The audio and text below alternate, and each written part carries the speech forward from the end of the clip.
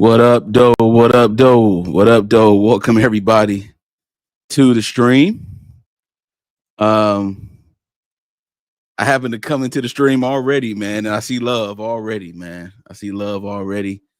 Shout out to Cat Not Williams, man, gifting 5 Tay-Biz TV memberships. Shout out to Cat Not Williams for that. I definitely appreciate it. Let me give her some love real quick. Let me give her some love real quick.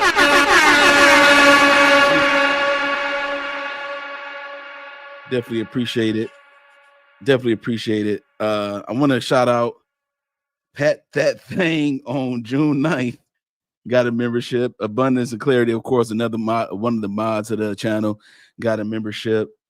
Starfish and Coffee got a membership. Lexi, that law nerd, got a membership.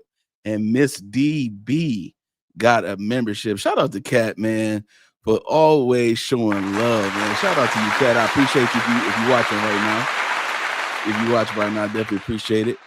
Chill, the first moderator on the show, on the channel, saying thank you to Cat Not Williams for the love that you are giving us, man. I definitely appreciate it so much. We are back, and we are about to read the full deposition of Mickey Stines. For those of you that don't know, this is Biz Nation. I'm your boy Tay Biz. This is Tay Biz TV, and we have been covering the Shawn Mickey Stines case for a very long time. If you're not familiar with this case, this is the guy, this is the sheriff that shot the judge in the judge's chambers, right? And this is not a case of who shot the judge. Notice I didn't say he allegedly shot the judge. It's on camera. There was cameras or a camera in the judge's chambers, man. Okay. And in the video, you will see an exchange between Mickey Stines and Judge Mullins that happened privately. Okay. And so I definitely want you to take a look at, and we're going to take a deep dive into the deposition because it's very important. The deposition is very important because it was 3 days before he shot Judge Mullins. 3 days before he shot Judge Mullins is when this deposition occurred. This deposition occurred at the time where there was a civil action lawsuit against Ben Fields, and also Shawn Mickey Stines was on this lawsuit in his official capacity.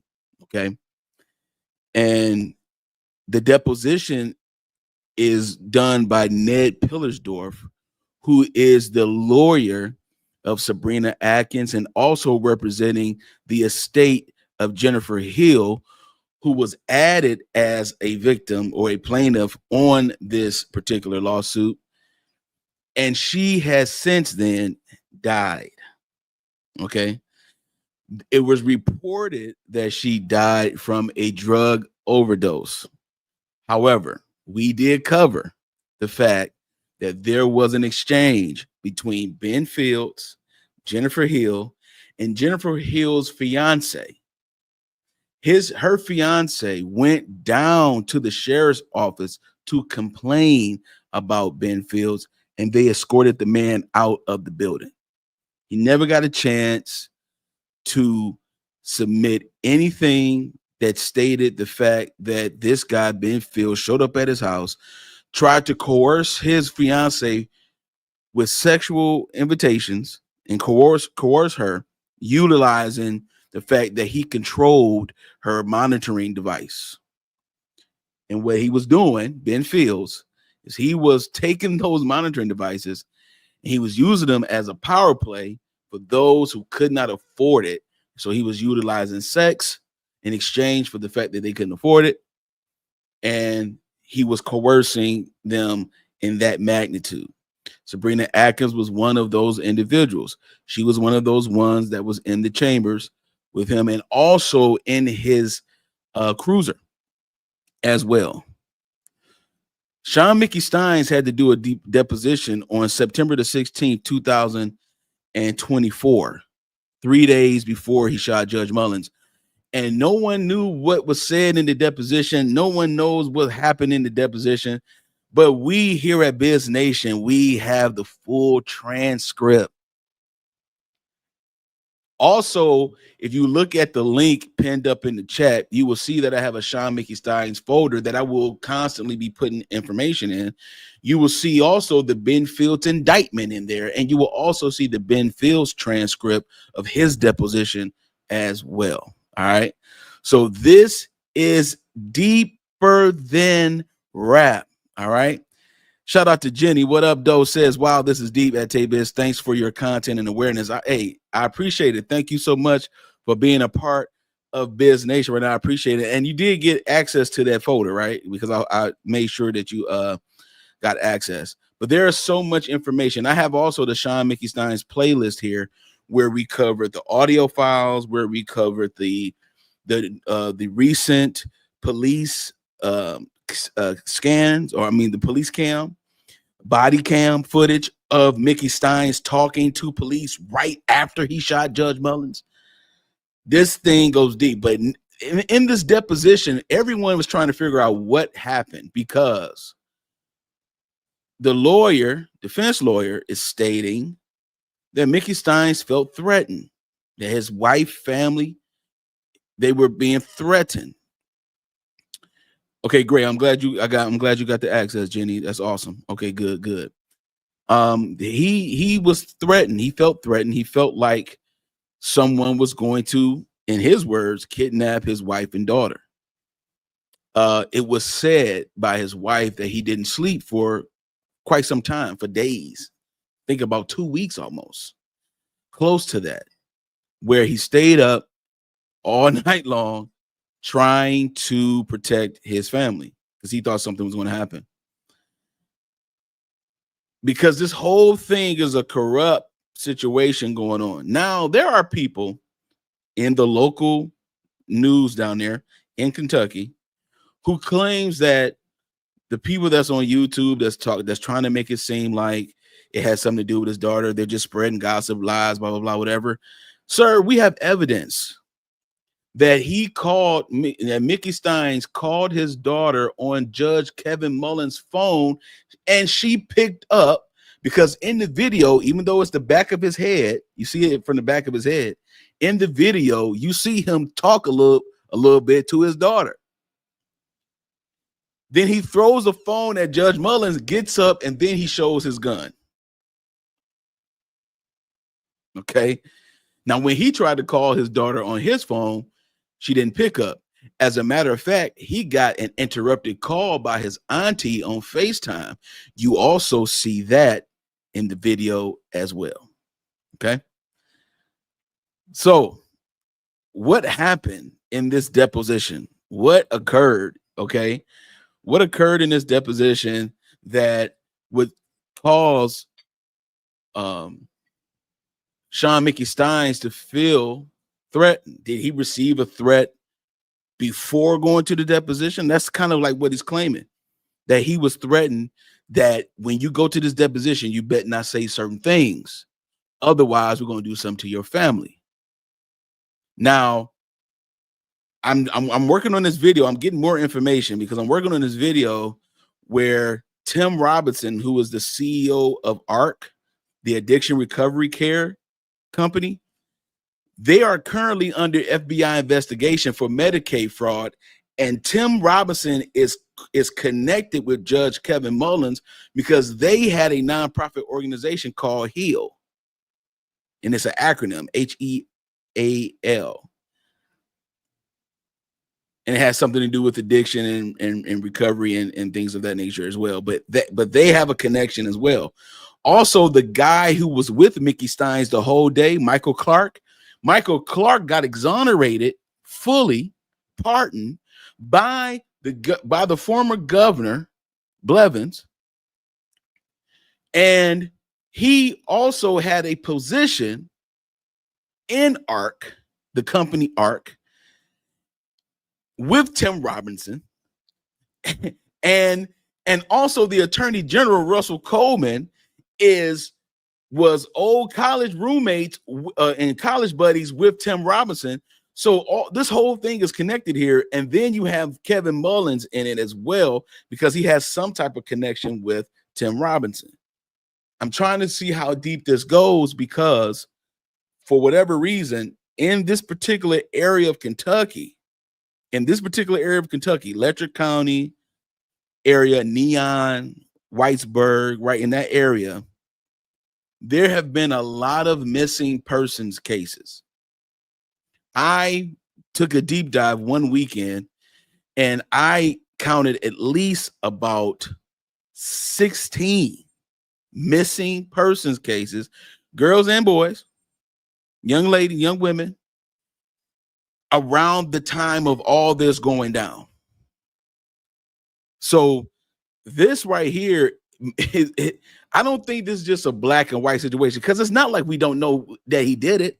We know that Shawn Mickey Stines shot and unalived Judge Kevin Mullins. We know that. That's not up for a debate. But what we are trying to figure out is why. Why did you do this? And why are you pleading not guilty to premeditated first-degree murder? You're claiming now insanity. There is a psych evaluation that he's going to be undertaking this month. Hopefully we will get some more information about that, and we will definitely update you on that as well. All right. But if you are ready to go ahead and get started with this transcript, go ahead and put a 1 in the chat. I just want to see if you are participating with me. I just want to see if you all are watching me, if you're here, if you're ready to rock and roll. All right. If you're ready to rock and roll, let's put a 1 in the chat. I see some ones. I see a 1 from Chill. All right. Okay, let's go ahead and get started.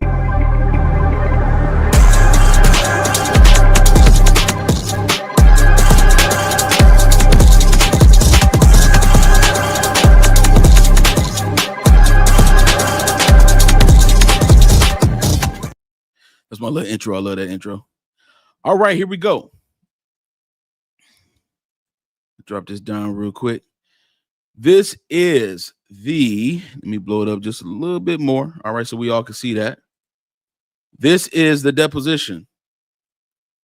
All right, as you can see, this is right here, Sabrina Atkins et al. That's including Jennifer Hill, and then Ben Fields et al. That's included. He's the defendant, and Shawn Mickey Stines is included as well. This is the deposition of Mickey Stines that was taken September the 16th at the law offices of Ned Pillersdorf, 124 West Street, Prestonburg, Kentucky. This deposition was taken pursuant to notice previously filed and is to be used for purposes of discovery and all other purposes permitted by the rules of civil procedure. Now, I want to give you some insight real quick here too, because I believe Ned Pillersdorf is now asking for another deposition by Shawn Mickey Stines. He wants another one because under the circumstances of him feeling threatened by them, and them could be the Commonwealth, the government of Kentucky, of Letcher County. He believes that his deposition was under duress. It wasn't actually him actually telling the full truth, because he felt like his family was going to be threatened. Okay. So Ned Pillersdorf, I believe, did file a motion along with the defense not too long ago, filing the motion about the dismissing the indictment, along with doing another deposition, along with also having a motion for a bond hearing. So this is this goes crazy. All right. So on behalf of the plaintiff is Bethany Baxter, then Ned Pillersdorf, of course. And then on behalf of defendants is Jonathan Shaw, Daniel Dotson via Zoom, and then Jason Williams, and then Honorable Don Jones. So you have on Zoom, also present on Zoom was Sabrina Atkins. All right. So you got Sabrina Atkins on Zoom and Shawn Mickey Stines is in the office, and then you have counsel. All right. So this here is just a lot of introductory type of conversation right here. Um, Shout out to Starfish and Coffee in the building. What's up? What up, Doe? Biz Nation is in the building tonight, man. Let's go, man. Starfish Starfish is good to have that green on your name. It's good to have that green on your name. You feel me? It's good to have that green. For sure, for sure. All right. So let's go ahead and start here. This is Miss Baxter. This is direct examination. Says Sheriff Stines, my name is Bethany Baxter. I represent Sabrina Atkins in the state of Jennifer Hill in this case, and I am going to be taking your deposition today. So my first question for you, have you ever given a deposition before? And Shawn says, years ago in a car wreck case, I believe 20 years ago. I said, okay, that is the only other occasion? He said, yes, ma'am. Okay, attorney says, okay, I am going to talk about some ground rules. As you know, you are under oath. I'm going to be asking you some questions today. As the day goes on, sometimes my questions get longer and maybe a little harder to understand. Don't be shy to ask me to rephrase something or repeat something. I'm happy to do so. If you don't ask me to rephrase it or repeat a question, I'm going to assume that you understand my question and that your answer is responsive to my question. Is that fair? He said, absolutely yes. She's happy to take breaks, bathroom breaks, things of that nature, all that kind of good stuff. He says, okay. The other thing that I will say is we have a court reporter here who is taking down everything that is being said. So I am going to ask you to try to make verbal responses instead of shaking your head, nodding your head, things of that nature. That's okay as well with him. And so she says, okay, what did you do to prepare for your deposition today? So Mr. Shaw, who is attorney for for Mickey Stein, says she doesn't want to know about any conversation you have had with me or with your personal attorney. Okay. So he said, okay, so I looked over Sabrina Atkins' deposition. I attended Ben Fields and Patty Stockholm's. Now, Patty Stockholm's is the lady that took care of all the financial stuff for the Kentucky Correction Services Company that Ben Fields was actually he had no supervisor, and Ben Fields was the one that was running and spearheading the the monitoring devices. That's ankle monitors and things like that. Okay. Patty, you know, he would frequently contact her whenever he needed something, like give a person an extra week to pay for their stuff, or hey, I need you to cut this person's ankle monitor off and all that kind of stuff, because if he tried to do it himself, it would make it suspicious, right? So Patty was the one that was running the finances, making sure everything got, make sure everything ran with the company. Somebody needed their ankle monitor cut off, she had to do it. You could do it. You only could do it remotely. You could not do it on your own. Okay. So she asked, did you read Patty's deposition? She said, yes. Any other documents that you reviewed? The interrogatories that you produce in this case? And then Mr. Shaw steps in and says, we are not for sure whose. He looked at some written discovery in the process. Okay, anything else that you can recall? He said, I don't believe so. Where were you born? Whitesburg, Kentucky. In town? At the hospital. Where did you grow up? I grew up in Fleming Neon. Okay, I don't think that I asked you. Will you state your full name for the record, your legal name? He says Shawn Mickey Stines. All right, it says, so when you're okay, let me get a little bit closer because they got the writing here. So when your parents brought you home from the hospital, they took you back to Fleming Neon? He said, yes. Okay, a little bit more. And how long did you live in Fleming Neon? 19 years. Then where did you move after you left Fleming Neon? He said, McRoberts. Did you move there with your parents or did you move there by yourself? He said, my wife. My wife. So you got married at 19 years old? Actually, when we moved there, we wasn't married. Okay, so what is your wife's name? He said, Caroline Stines. What is her maiden name? Caroline Gibson. Where's she from? She is from McRoberts originally. And how old are you? He said, I'm 43 years old. So I know you just said your spouse's maiden name. Any other surnames of folks in your family in Letcher County aside from Stines and or Gibson? So I am not really sure what you're asking me. She said last names is what I mean by that. Like, what's your mother's maiden name? He said Stines. Okay, what was your father's last name? He said, I don't know who my biological dad is. Okay. She said, okay, fair. So did you go to college? He said, yes, Southeast Community College. They're in Whitesburg. She said, yes. He said, yes. Okay, did you graduate from Fleming Neon High School? He said, yes. Where did you study at Southeast? Just basics. I only got 26 hours. And where you going to school full time? And were you going to school full time? I think the court reporter made a typo there. Said, yes, I had a job. Okay, what was your job? He said, I worked at Neon PB. What was your employment after you left Southeast Community College? Said, well, it was, hold on, y'all. It was the Neon PB for a little while. Okay, what about after that? I went to the Fleming Neon Police Department. Okay, what year did you start with the Fleming Neon Police Department? He said, I went to the Fleming Neon Police Department. Okay. 2001, I believe. How long did you work at the Fleming Neon Police Department? 7 months. Why did you leave that job? He said, cutbacks. What was your position with the Fleming Neon Police Department? I was a patrol officer. Okay, so cutbacks, you lost your job. What did you do after that? I drew unemployment for some time. I don't know exact date. And what after that? I went to work for the sheriff's office. She said, okay, who was the sheriff when you went to work for the sheriff's office? Steve Banks. Okay, Steve Banks. And what year would that have been?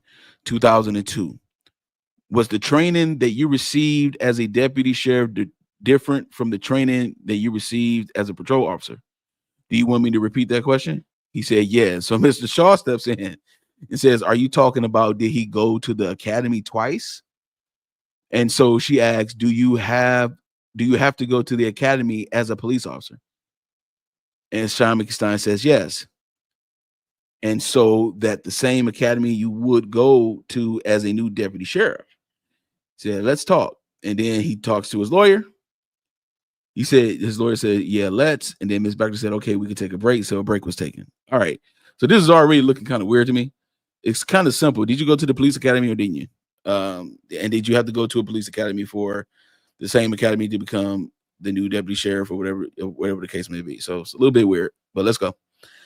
I think the last question I had was the academy training that you received as a patrol officer, the same as the academy training that you would have received as Letcher County Sheriff's deputy. When I was policing at Neon, I got laid off because of money. They couldn't send me to the academy. So I actually never attended. What? He never attended the academy? Okay. Oh, really? All right.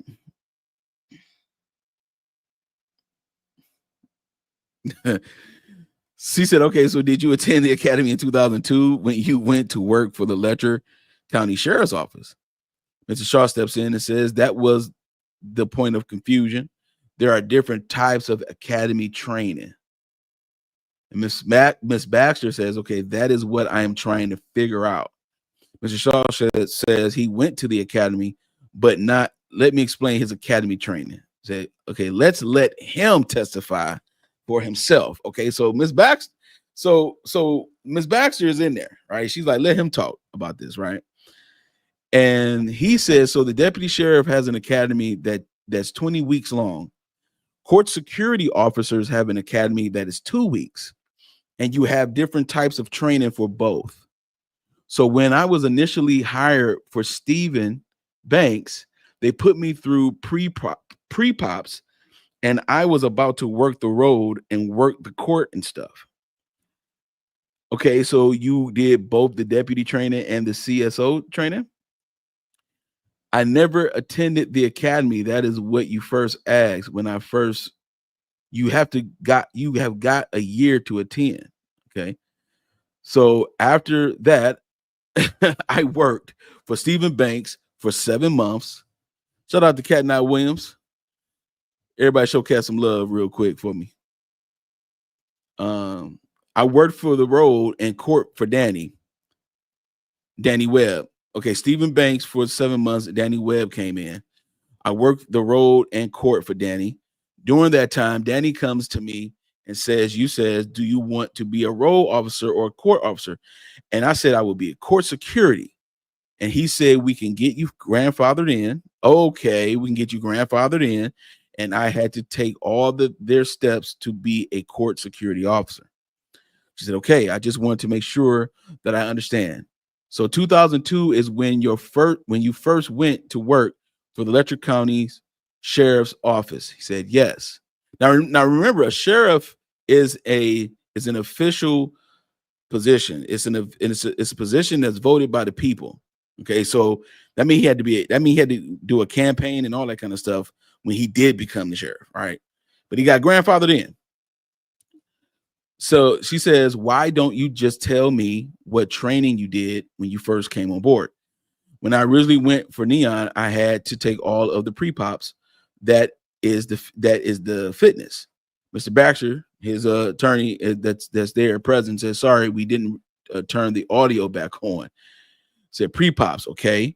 Once you do that, you can take the other training at the academy. Neon laid me off, and I didn't get to go to that one. Okay, that makes sense. So did you end up doing that training after you went to Letcher County Sheriff's Office? Not the full 20-week academy, no ma'am. Okay, why not? The position that they put me in, the state didn't require me to attend that. What? Okay. And what was that position? Court security officer. Okay, that is helpful. So then when Webb came in 7 months later, I think that I understood you to say that he asked you what position that you wanted and what was your response to him. When he came in, that was 2003, I believe. I worked the road and court security. Years later, he asked me, do you want to go to the academy? And I said, no, I'm going to stay in court. And he said, okay. Okay, now why is she asking a lot about this, right? Just to bring clarity. The whole point of the lawsuit, when you look at the lawsuit, and we did look at the lawsuit, I believe the lawsuit is Shawn Mickey Stines folder that I have. But when you look at the lawsuit, they're accusing Mickey Stines of not training his officers. They're accusing him of poor conduct or poor training or poor supervisory methods.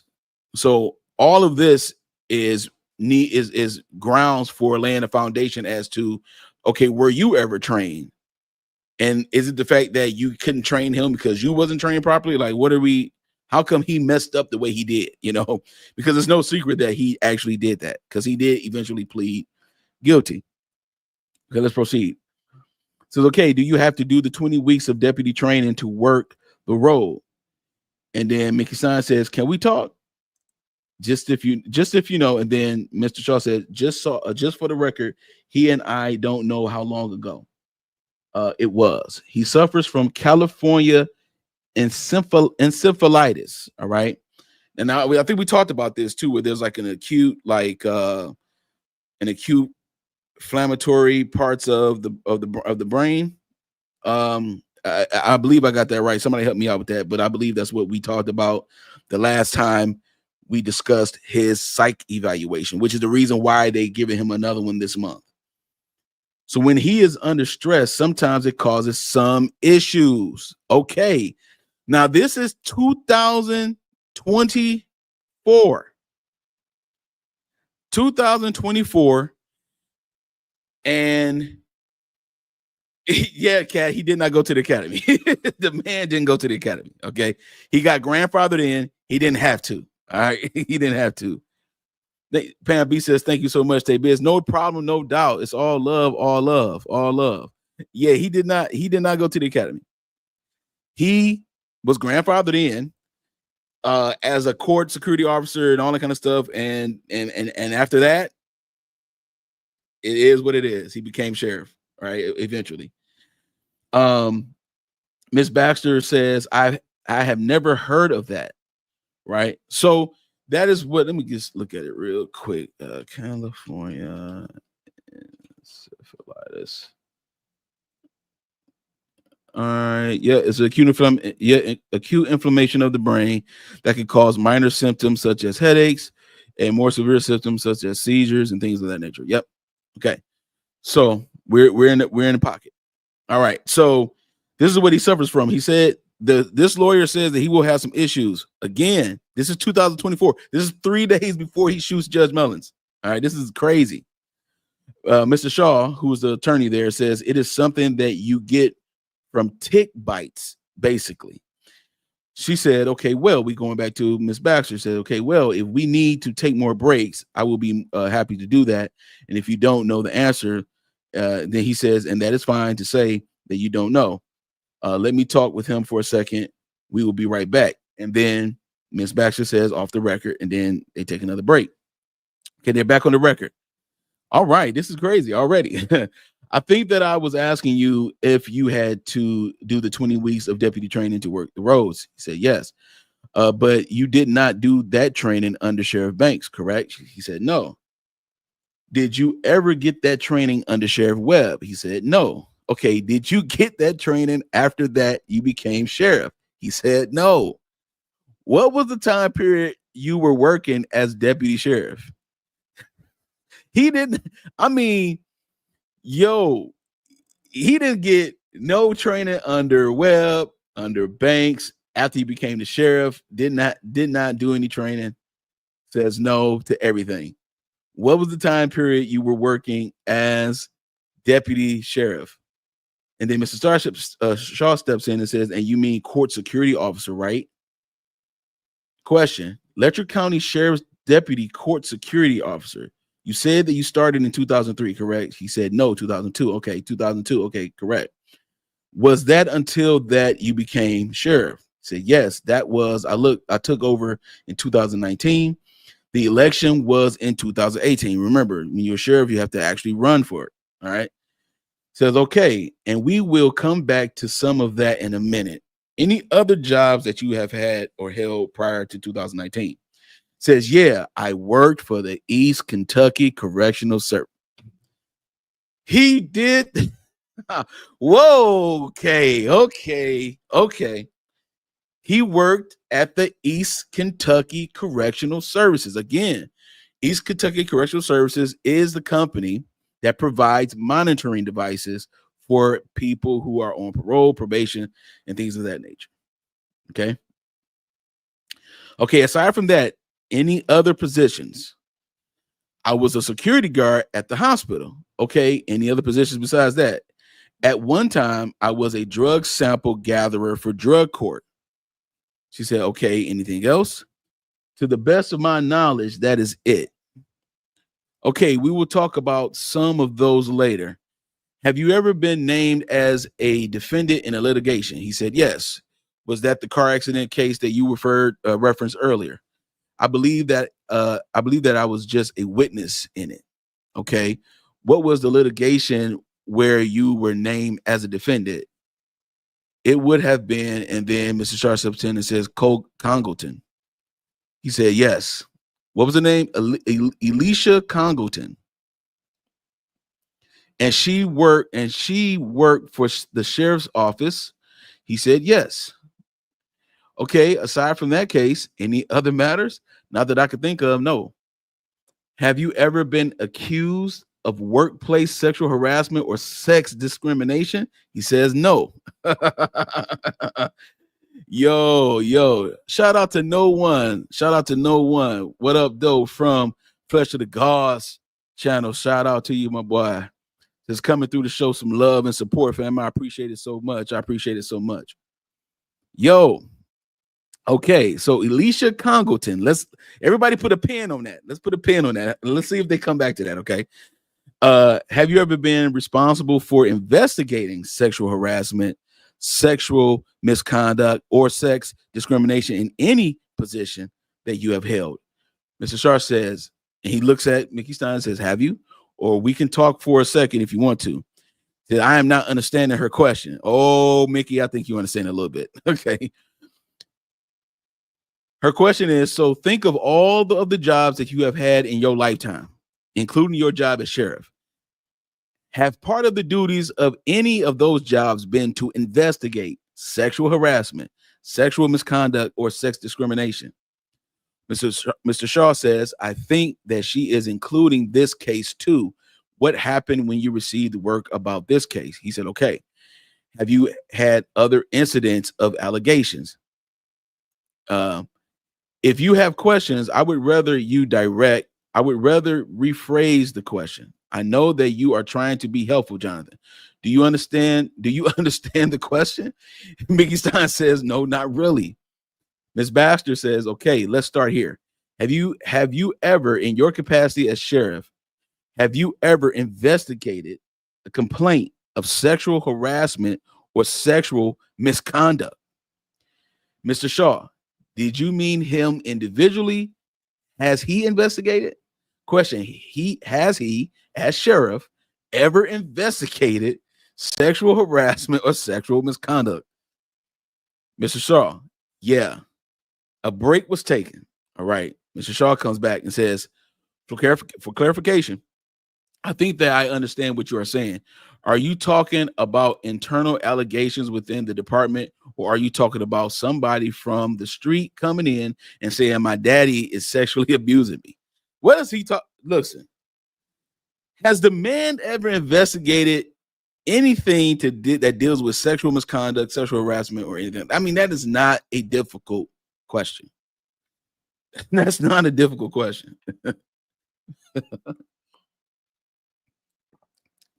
Ms. Baxter says, I am talking about in your role as sheriff related to employment, employees, sexual harassment, sexual misconduct. Does that make sense now?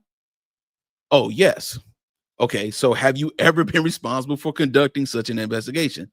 Oh, this is the only one. This is the only one. Okay. Okay. I immediately reported it, took action, reported it to state police. They declined, and I talked to the Commonwealth attorney, the county attorney. Okay.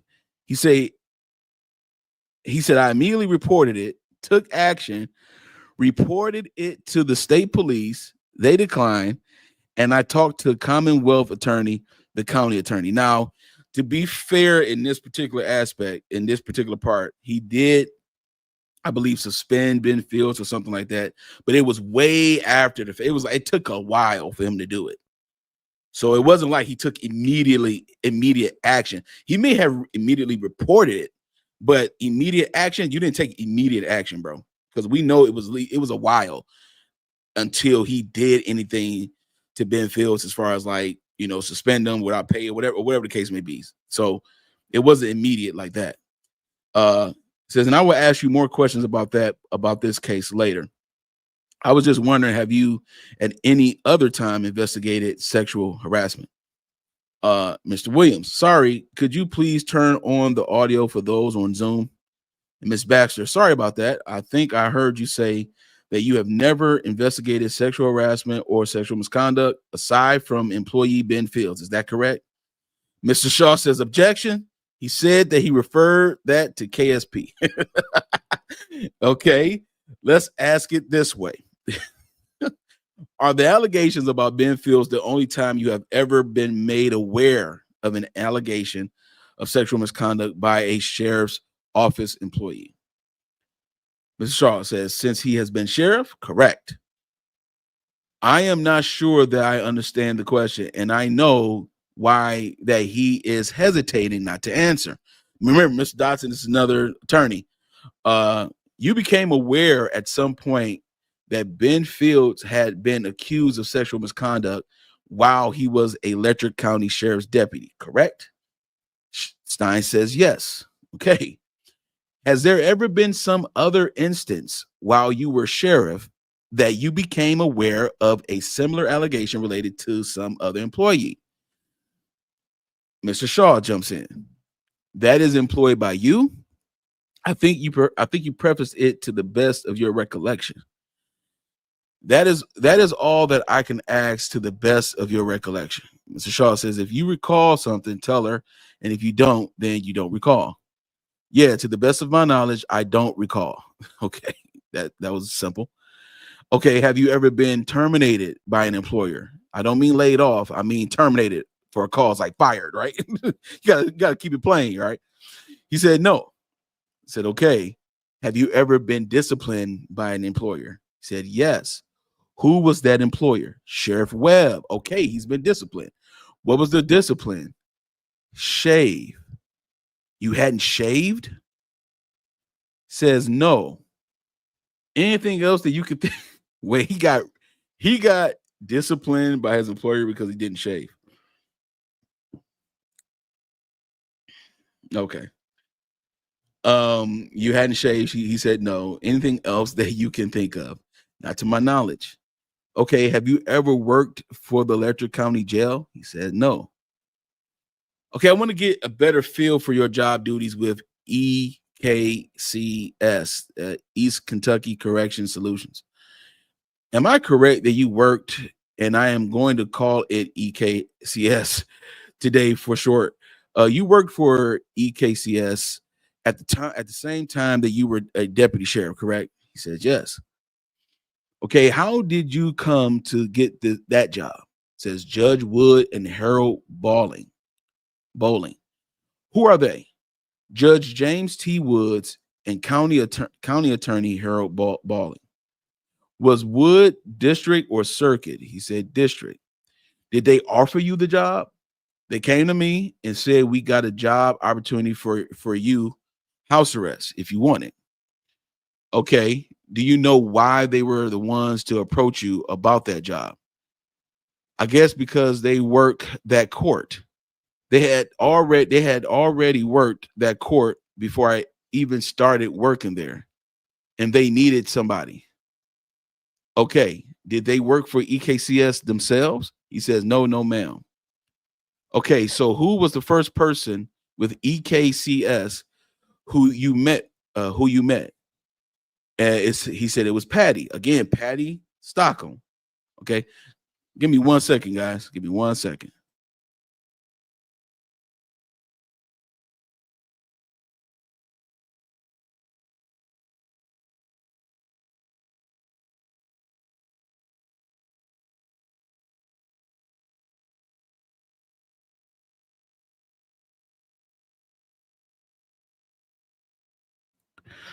All right. Here we go. Thank you all for holding. I appreciate you guys.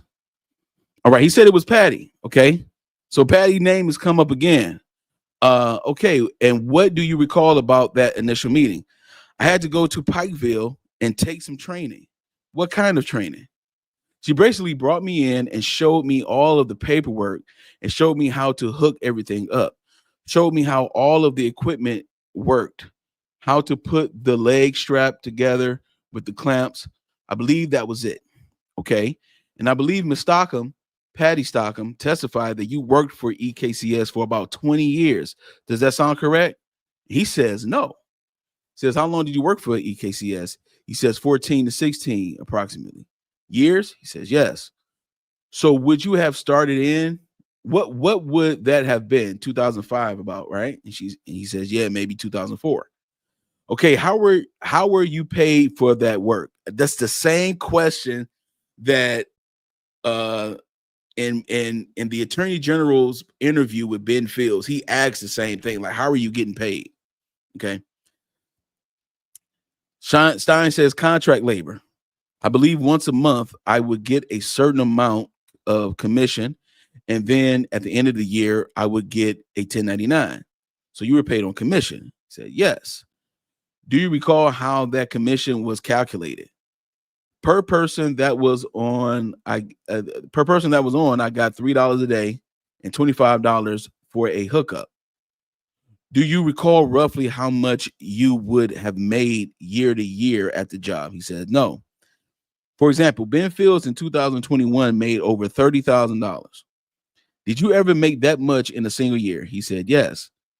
She said, you did? He said, yes.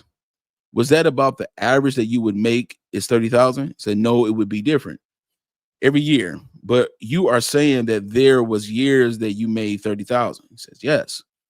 Okay, so you just described the training that you got up in Pikeville when you first got hired. Were you trained on any annual basis after that initial training?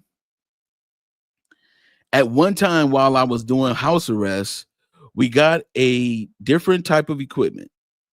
She came in and trained me on that equipment, just to hook up, the process, and all of that. Aside from that training, was there any additional training you got from EKCS? That's crazy. He said, no, I don't believe so. Okay, I guess as far as persons on home incarceration, was it your responsibility to make sure that they abided by the court order relating to the terms of that home incarceration? Said, what was your question again? Sorry. So for the folks on home incarceration, was it your responsibility as home incarceration officer to make sure they abided in the terms of the home incarceration? The terms of the home incarceration, yes.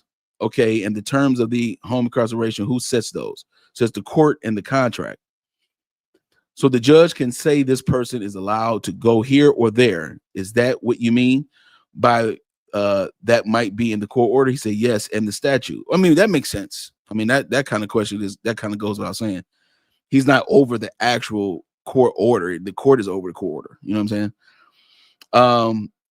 He says, okay, anything else that kind of would dictate the terms of someone's home incarceration aside from statute and judge's order? He says, do you know that answer? He says, I didn't do a lot of them, but judges do verbal. What do you mean by judges do verbal? So Mr. Shaw steps in. Do you want to give her an example? He says, so when I have violation, I would report it to the judge, and at times they would say, put them in jail, and I would call down to the jail. Okay, and would you be the one then to transport that person to the jail? He says, a lot of mine was at the courthouse. So the violation was discussed in the presence of the person on home incarceration. He says, yes. So is that what you mean when you said judges did verbal? He says, yes. Do you remember signing any kind of employment contract with EKCS related to your employment with them? Yeah, what was your question again? Sorry. I mean, wow. Did you ever sign any kind of employment contract or agreement with EKCS related to your work for them? Not to my knowledge, no. Okay.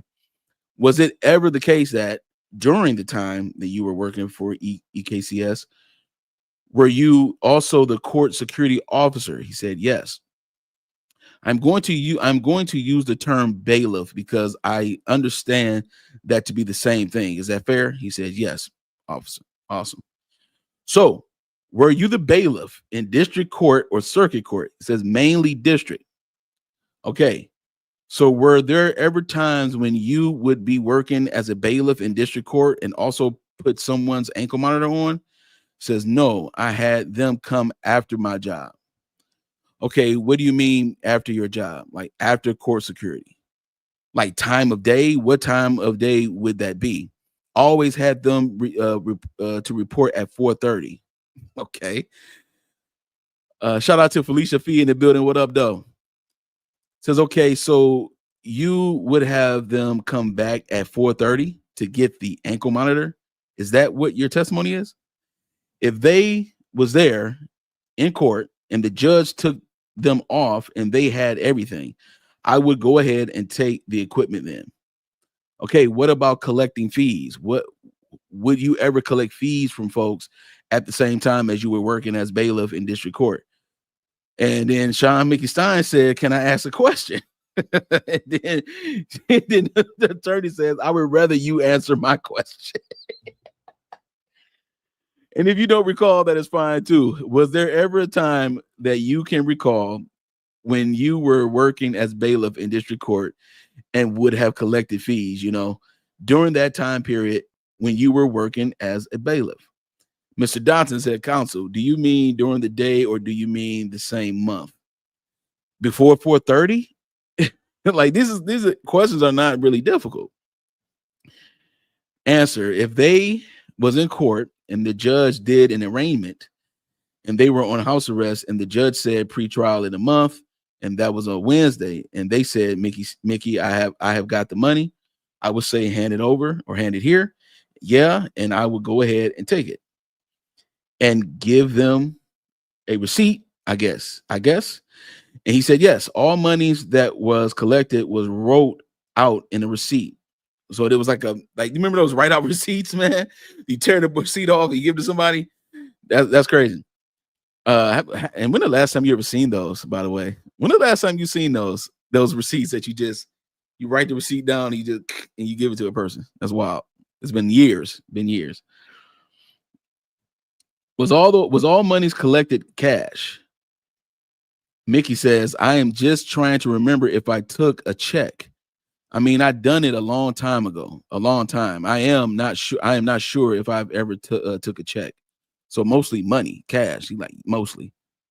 That's the same thing as Ben Fields, is what Ben Fields said.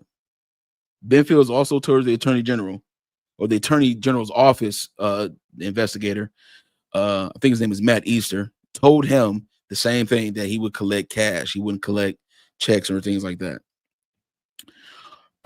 Do you know whether there is any sort of agreement between EKCS and Sheriff Webb or Sheriff Banks related to your work for EKCS? And he says no. Okay. Do you recall there being any policies about secondary employment for Letcher County Sheriff's deputies when you were working there as a deputy? Says I had to get permission from Sheriff Webb. Okay. What did that look like, getting permission? He just gave verbal permission. Verbal permission, yes. And what about Sheriff Banks? Do you recall, or was that before that you started working for EKCS? Probably. He said yes. Okay, aside from getting permission from Webb, was there any relationship between EKCS and the county or the sheriff's office about deputies performing that work? He says no. So during that time period that you were working for EKCS, what would you do when Miss Stockham told you that someone on home incarceration was out of range? Just walk me through an example of what that would look like. So when she would call me and give me the details out of range, what would happen is she would tell me if she called them or not. I would try to make contact with them or next of kin. Okay. How would you contact them? By phone. What would happen next? If I made contact with them, I would ask them and see where they were see where they were at by phone. What was going on? Some kind of answer why, and what was going on, and some kind of answer as to why they were out of range. I'm sorry, this blue ink part over this first part kind of gets crazy, so please bear with me. Yeah, guys, I appreciate it. It says, and would be a satisfactory response to that question. Someone could tell me, hey, I am at the doctor's office and I forgot to tell Patty. And I would be like, okay, you have got to bring in an excuse. Once you get to that office, time in and time out, and you would bring that to me every Thursday. It says, okay, what would be an example of not satisfactory response? Something like, I am up at Joe's just hanging out, having coffee, So what would you do if you just got that kind of response? I would tell them that they have to go home, and then I would contact the courts. And who would you contact at the courts? The judge. Okay, what would you tell the judge? We have a violation, and what the violation was. And then what would happen next?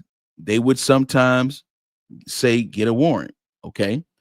And sometimes they would say, I will issue a bench warrant, just give them a break. That would be the third option, to just give them a break. Yeah, if they went back home, just give them a break. Okay. Did you have the description to decide when someone should or shouldn't be given a break in that scenario? He says no. So only the judge can make that decision. Yes. Well, of course. Come on now. That's easy. Everybody knows that. Was there any documentation of those communication and that decision making, or was that done verbally? He said verbally. Mr. Shaw steps back in, guy. Everybody put Shaw in the chat real quick. Just for clarification, do you mean did he create documentation? The court may have generated some type of warrant. She says, right. Yeah. I guess when you were working as bailiff, who was the district court judge before Mullins? Says Judge Wood. I think that you referenced earlier that there was a 2-week training that you got as part of this CSO position. He says, no, there was a 2-week that you got. No, there is a 2-week that you get to that. I was grandfathered in where that I started so many years. When you started working as police or CSO, you could get grandfathered in if you started years before the state required that. Ah, gotcha. Okay. So you are saying at the time that you became a CSO, the state didn't even have any kind of training for that position? He says, no. Dang. What about Letcher County Sheriff's Office policies? Do you recall any training about policies specific to Letcher County Sheriff's Department? He says, can I ask a question? Shaw, when before he was sheriff, after he was sheriff? When? Before he was sheriff or after he was sheriff? Sorry. Says, I mean, once you became sheriff, it was your responsibility to enforce those policies. Yes. I am talking about before, when you were a deputy. Do you recall any training about Letcher County Sheriff's Department policies? He said, yes, we received a policy manual. What would that training consist of? I don't know detail by detail, but I generalized myself with the policy book. He says, okay, so there's a policy book. Yes. Do you remember when you received that policy book as a bailiff or a deputy sheriff? I'm sorry. Says, I can't recall. I have got an exhibit. I think this was produced by you in Discovery, and it references a 2008 policy manual for Letcher County Sheriff's Department. Do you see that? And he says, yes. Okay. So I guess back in 2008, was this the first time that Letcher County developed a police manual? Says, I don't know. Would you have signed a form like this as a deputy sheriff to the best of your recollection? Says, I don't know. Okay. You testified earlier that you recall receiving a policy manual, but do you remember signing anything related to having read or received that policy manual? Says, I can't remember. Okay. Since you became sheriff, is it your practice to have deputies sign something acknowledging receipt of the policies of the sheriff's department? Yes. Are they required to sign that at the time they are hired, or when do they sign that? He said, yes. The document was marked Exhibit 1 and Exhibit 2. All right. Okay. As part of your work with EKCS, did you actually physically go out to people's homes to get them hooked up on home incarceration? He says, no, not to hook them up. Okay. Between the time that a person is hooked up and taken off of home incarceration, would you ever be at their physical home address? Says, only if they had a violation and I contacted a family member, said, hey, they are gone, they ran off, they cut the ankle bank, I might go out sometime and retrieve that. Most of the time, I have asked the family to come and get it and bring it to me. Sorry. Says, so when you were working as a deputy sheriff, did you have a sheriff's department vehicle? He says, on and off sometimes. Okay, I guess would there ever been an instance that you would have driven the sheriff's department vehicle out to retrieve one of these home incarceration devices? Says, yes. Were there any policies about how you were or were not supposed to use sheriff department property? Says, can I ask a question? Looked at his lawyer. Yes. Said, yeah. And a break was taken. All right. So she's getting to the nitty-gritty parts of his training. Apparently, there is a slip up and a miss up. You got the grandfathered in thing, and then you have the part of the policy manual, which is supposed to be enforced by the sheriff. And she's trying to figure out, did the sheriff before you ever enforce those policies? And he said, yeah. So she's trying to figure out, okay, are you trying to enforce the same policies or not? Because it doesn't seem like you are, according to this lawsuit and according to what's happening and according to all this nasty time work that's going on in the judge's chambers. Okay. So she's trying to get to that whole thing. All right. So I see her direction and where she's going. All right. So Mr. Shaw says, can we get some clarification on time frames when you are talking about it, that you're talking about here? She said, yeah. When you were a deputy sheriff, were there any policies on how deputy sheriffs were or were not supposed to use sheriff's department equipment? Policy changes all of the time, but at times, yes. Why would that policy change all of the time? I just said policies would change all of the time. Well, specifically policies about using sheriff's department equipment and property like car. Do you recall that policy ever changing? He says, I don't recall. He got a lot of that Woody in him. I don't recall. You know what I'm saying? I don't recall. Well, do you remember there being a policy when you were deputy sheriff? And he said, yes, I do believe there was a policy. So you recall what that policy was? He said, we can't get cut off. Says, just tell her. He says, can you ask the question again? Says the policy regarding sheriff's department equipment and property that you recall. What do you recall that policy being? Mr. Shaw says, at the time that he was deputy, not since he has been the sheriff. Yes, exactly. Yeah, you can't use department stuff to do other jobs. Right. So you talked a little bit about your work with EKCS. You were also security guard at the hospital. Yes. Okay. Tell me about that job. When did you start that? He said, I don't remember the dates. Okay. It was while you were a deputy sheriff? Like, yes. Okay. Would you wear your deputy sheriff uniform when you did that job, or would you wear some other uniform? He said, some other uniform. Okay. Did you get any kind of approval from Sheriff Webb to perform that work? Yes. Was that approval documented in anywhere? He says, can I have a break? Sure, it is going to be a long day, and a break was taken. Oh my goodness, man. Oh my goodness. Look, what do you all thinking so far? I know this is kind of lengthy. This is only part one. We're gonna get to part two another time. I'm gonna set it up where we can do a part two of this deposition. But I want to at least get to about maybe halfway to this. Okay. So that's about roughly 90 something pages, perhaps, if we can get that far. If not, then it is what it is. Yeah, this right here, this is just she's like, this is just crazy. Exactly. I just don't get it. Like, what policies, man? You know, just what are they? What are they? Okay. And I'm trying to figure out, again, the defense's take, or the defense's theory, is that Mickey Stines was threatened before he did this deposition, and now they're claiming an insanity theory or plea, right?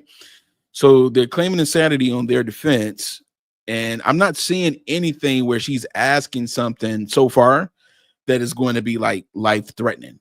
Like, she's not getting into the nitty-gritty of things right now. You know what I mean? She's just going over basic questions like, hey, when you worked before you became a sheriff, did you did you have any policy training? You know, just stuff like that. So I'm not seeing anything that's like, oh, somebody might get him for that. You know, I'm not seeing nothing like that so far. But let's proceed. Okay, we were talking about your work as a security guard at the hospital, and you testified that there was only a verbal approval from Sheriff Webb for you to perform that service. Says yes. Okay. Did you use any Letcher County Sheriff's Department equipment or property in performing that job? He says yes. Okay. What did you use? Gun, duty belt, and a cruiser at times. Okay. To be the security guard at the hospital? Yes. And was that a position that you were paid directly by the hospital, or did you get paid through the sheriff's department? No, the hospital paid us. Paid you directly? Who was us? Other workers. Other deputy sheriffs? No, other workers at the hospital. The security agency there at the hospital is what I'm talking about. Okay, were you the only Letcher County Sheriff's deputy who was working as a security guard at the hospital? If you can recall, he said, I don't recall. You also mentioned doing drug sample gathering for drug court. Yes. Same question. Did you use any sheriff's department property or equipment to perform that job? I can't recall. What was the time period when you were performing that drug sample gather or job? That job was kind of unique because with drug court back years ago, when Judge Wood was there, they would have me sample people right there in the courthouse. Okay. And you were paid by the job AOC, I guess, or did AOC pay the sheriff's department to pay you? He said, no, I only did that job for like 2 weeks. She said, okay. I got one pay, and to be honest, I can't remember who I can't remember who it came from because I didn't enjoy that job. Oh wow. Okay, what about the security guard at the hospital? What was the time period you were performing that job? There was multiple shifts. It was all years. How many years did you do that job? I can't remember the years. Okay, more than 1 year? Yes. Why did you decide to run for sheriff? It has been my lifelong dream, even as a kid, to the sheriff, to be sheriff. Yeah, my mama and mother told me when I was a kid that I talked about being a sheriff. Hmm, interesting. And think that you testified earlier that you won the election in 2018 and you became a sheriff in 2019, correct? Says yes. So before you became sheriff, I guess after you won the election and before you became sheriff, did you make a decision to hire Ben Fields? Ben Fields was hired by Sheriff Webb. Okay. Right. He was hired right as Webb was going out and you were coming in.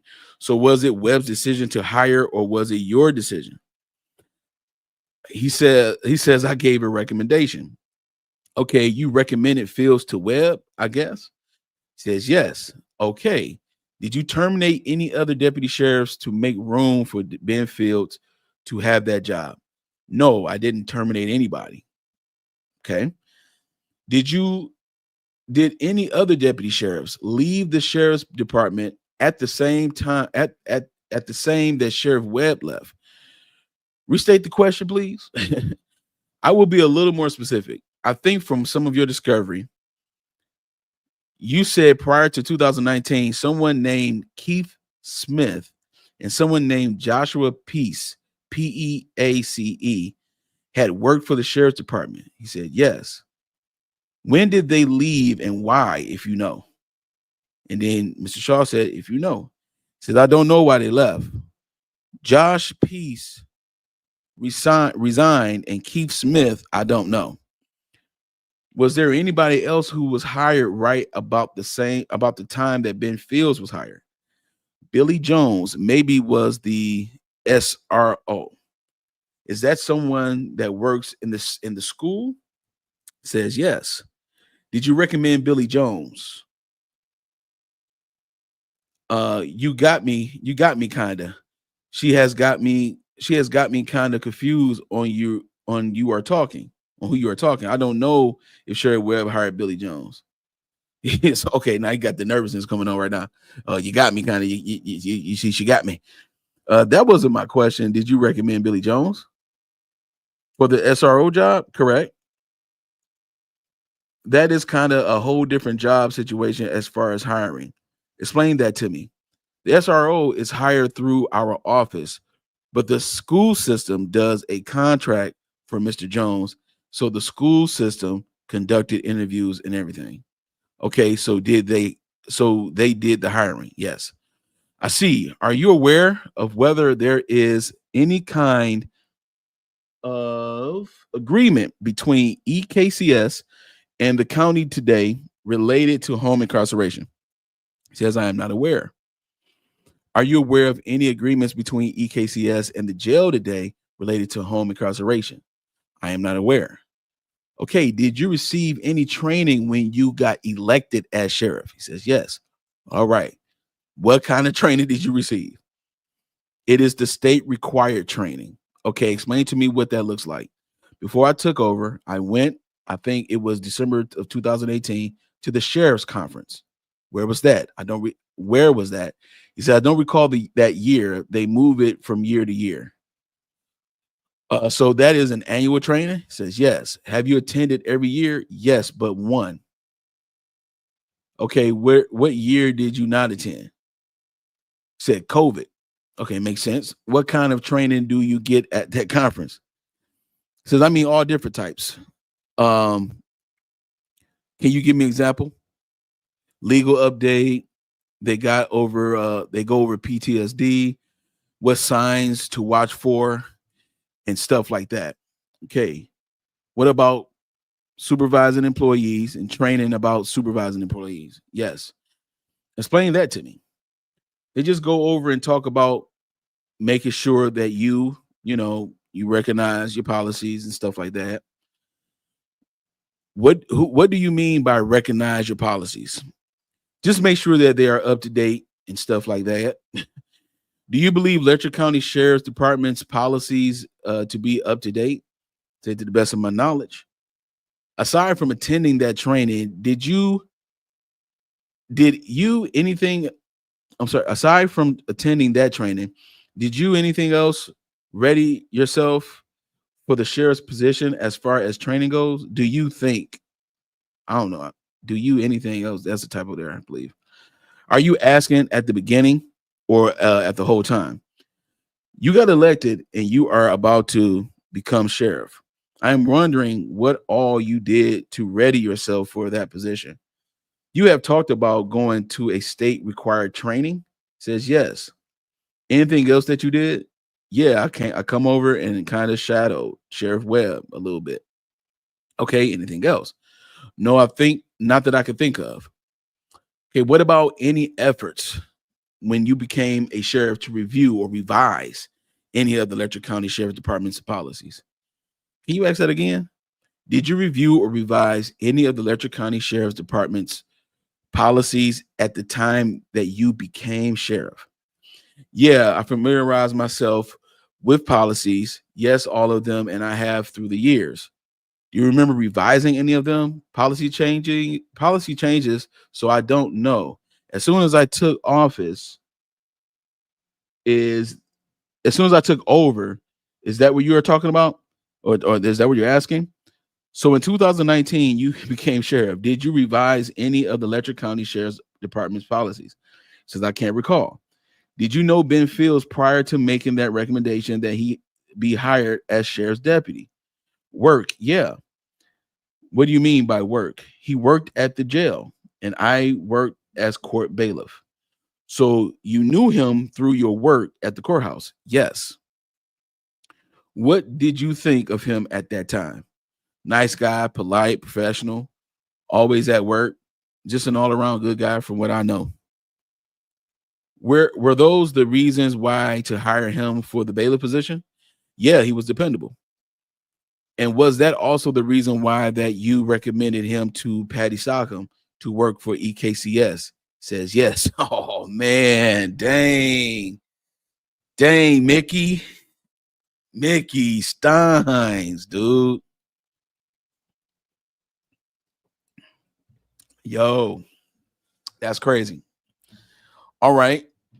Did you know? So this is the reason why. This is the reason why people might be thinking that Mickey knew a lot about this stuff anyway, didn't say nothing, and he was kind of participating or something of that nature because he recommended this guy. You know, did you know any of Ben's family? His dad, Jerry Fields, was a long time uh, constable. Constable. He was he was a well respected man in the community, and his mother, Nell Fields. As far as anybody else, I didn't really know his family that well. He had a sister, Holly, that worked at the courthouse too, correct? Not at that time, I don't. Yeah, she might have worked at the clerk's office. Okay, prior to recommending him to Sheriff Webb, had Ben Fields ever been to your house before? Here we go. I don't recall. Okay, I understand that you have maybe a weekly poker party. Ah, here we go. All right, here we go. Let's see. Are we gonna get into some nitty gritty right now? I'm gonna get into some nitty gritty real quick. Remember, this was what came up as well when this whole case got started, when this whole thing happened, that they would have, and it wouldn't just be Ben Fields there. It would be a lot more, or a lot of other officers or other people that are in the Letcher County district that hold position at his poker party as well. One of those gentlemen go by the name of Michael Clark. Again, that guy, we are going to dissect that dude. I'm telling you, we're going to get into it. But again, I'm piecing all this information together because things keep going down a certain rabbit hole, and I kind of want to narrow it down. Okay, I understand that you all have a weekly poker party. Maybe I would refer to it as a poker party. Well, what would you prefer to it as? It is a gathering of friends and individual. You know, we played rook there. We played cornhole there. We have had fish fries there that we fed the whole community. My neighbors' wives have come up and played. And we gather outside around the fire pit. It is just not poker all the time. Is what I'm getting at. All right. Had you invited Ben Fields to any of those gatherings that you just described prior to recommending him for sheriff's department position? I don't believe so. Okay, I guess after he became a deputy sheriff, you did invite him to some of those parties, correct? Says yes. Did you know any of Ben's family who were working at the jail at the time that you recommended him for deputy sheriff? His wife Angie. Okay. Let's go. Okay, his wife Angie as well. Were you aware of any disciplinary issues related and his work at the jail? No, I spoke to the previous jailer, Don McCall, and Don says he is a great guy, no issues in his employment. And after Ben Fields applied for the position with the sheriff's department, part of that employment process was doing some like a lie detector test or something of that nature, right? Yes, that is the pre-pops. The pre-pops. Do you remember whether you ever reviewed his pre-pops report? Yeah, I am sure that I have looked at it. Here comes Shaw. Just for the record, are you talking about the actual questions and answers, or are you talking about the cover letter that says whether or not they passed? I guess the report is more than one page. What I saw in the records that you produced, so I guess the whole report. Did you look at that report? If you didn't, that is fine. That's what he told Stines. I don't know. She has asked me a question, and the polygraph is multiple levels. Did you look through the polygraph? Yes. The questions, they give you a big packet before you take it and stuff. She is not talking about your polygraph. This is what Mr. Shaw said. Did you review Ben's, or did you just rely upon the report? He said, oh, no, I just relied on the report of the examiner. Says, okay, in discovery, you produced a file of stuff that you represented Ben Fields' personnel file. represented in Ben Field's personnel file. Do you recall that? It says yes. And included in that was a report that included some questions and answers from Ben Fields. Do you recall that? I would have to look at it. I can't recall. Like you just said, it is a lot. I mean, I don't know what you are talking about. So Shaw jumps in.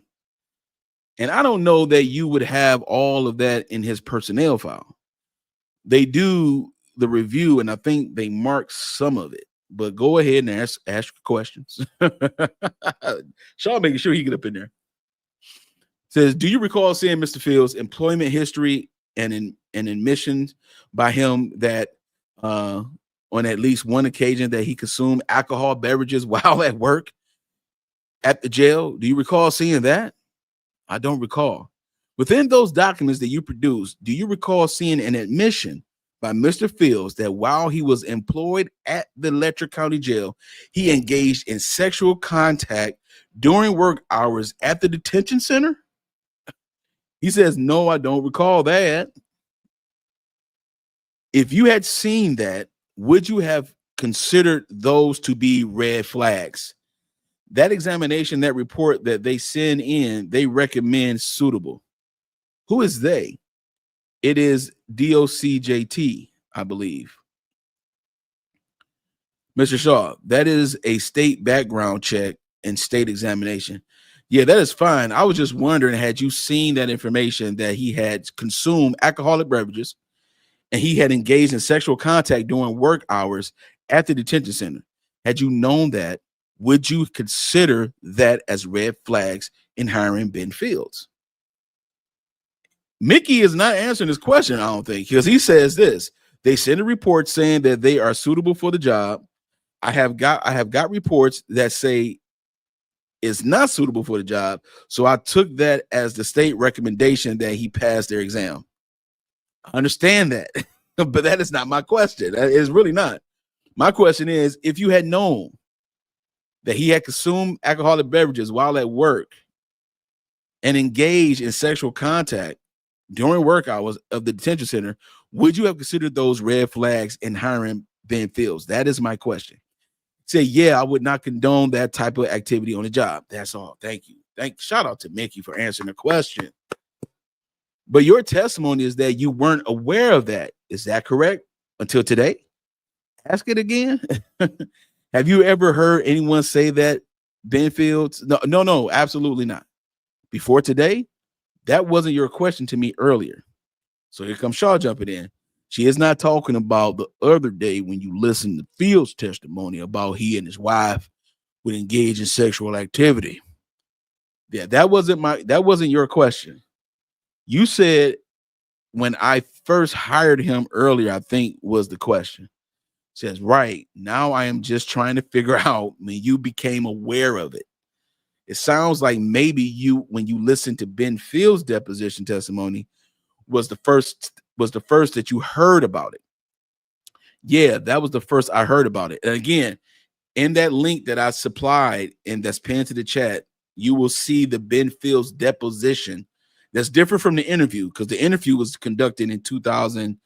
It was in February of 2022. The interview with Matt Easter and from the Attorney General's office and Ben Fields. That's a different interview. That's not a deposition. That's an actual interview. Okay. The actual deposition of Ben Fields occurs early last year, I believe. So you have the indictment in that folder. You also have the actual deposition. Okay. It says, yeah, that was the first I heard about it. Okay, I have another document here. Do you recognize this document? Excuse me.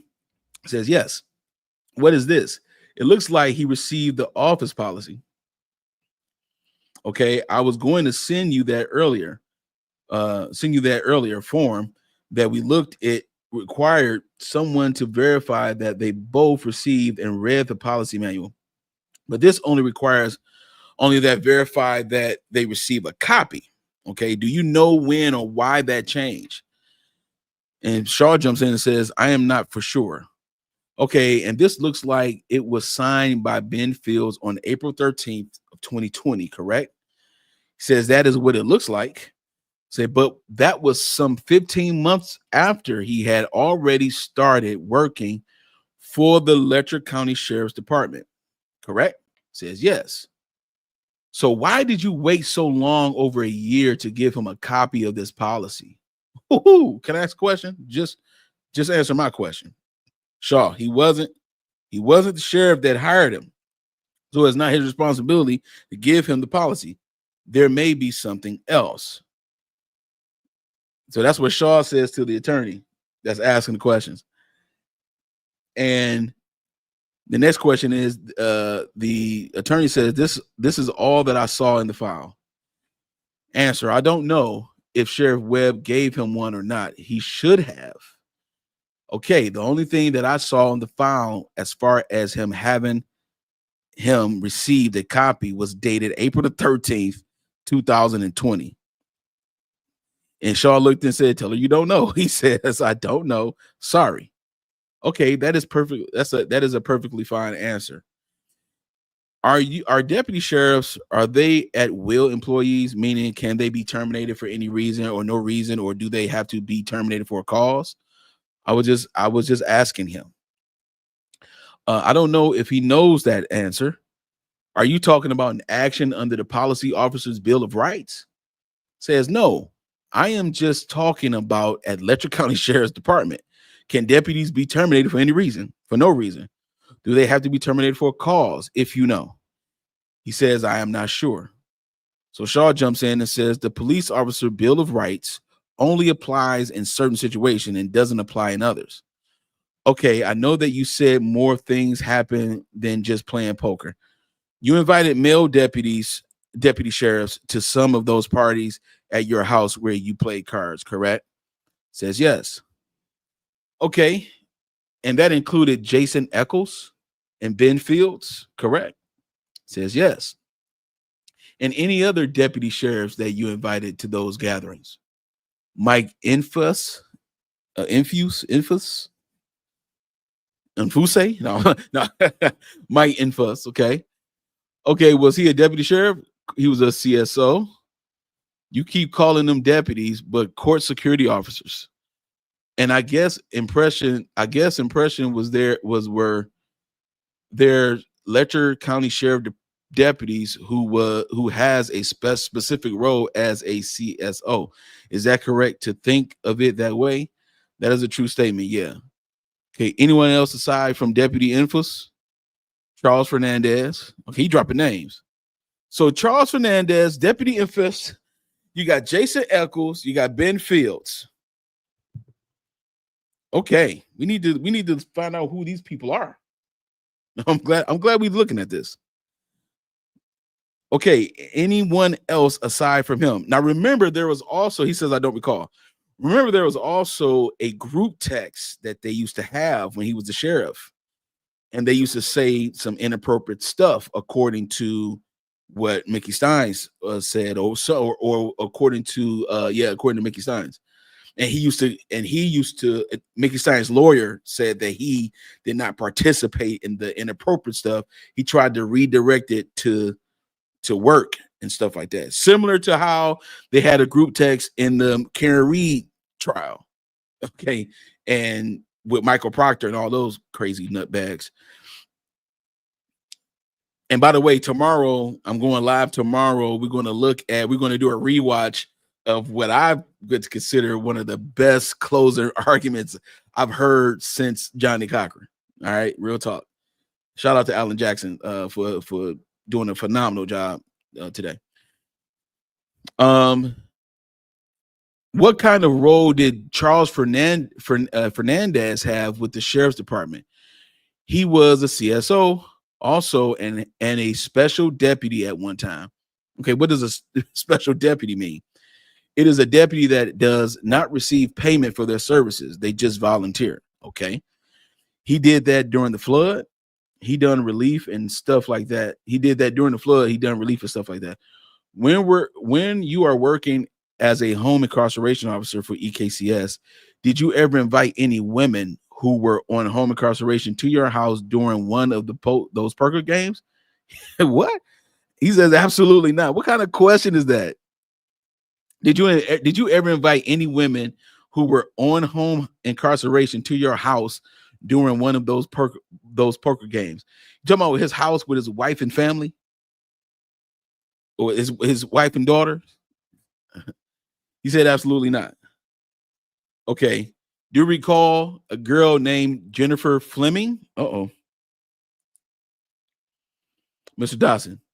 Here come Mr. Dawson, man. Does he remember? Yeah, does he remember someone named Jennifer Fleming? He says, I know a Jennifer Fleming. Okay. Okay. Did you ever come to your house for any did you ever come to your house? Did she ever come? Is what I meant to say. To your house for any of those gatherings? Not that I'm aware of. Okay, how many of the deputy sheriffs aside from Ben Fields has that designation of CSO? I think I heard Ben Fields, Jason Eccles, Mike Unfus. Does anybody else aside from them at the time that you have been sheriff? He said Keith Smith.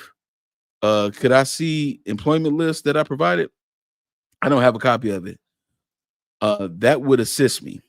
Shaw says, just answer based on your recollection. He said, well, I don't recall. Does CSOs get paid more or less than other deputy sheriffs? He said, all depends on job performance.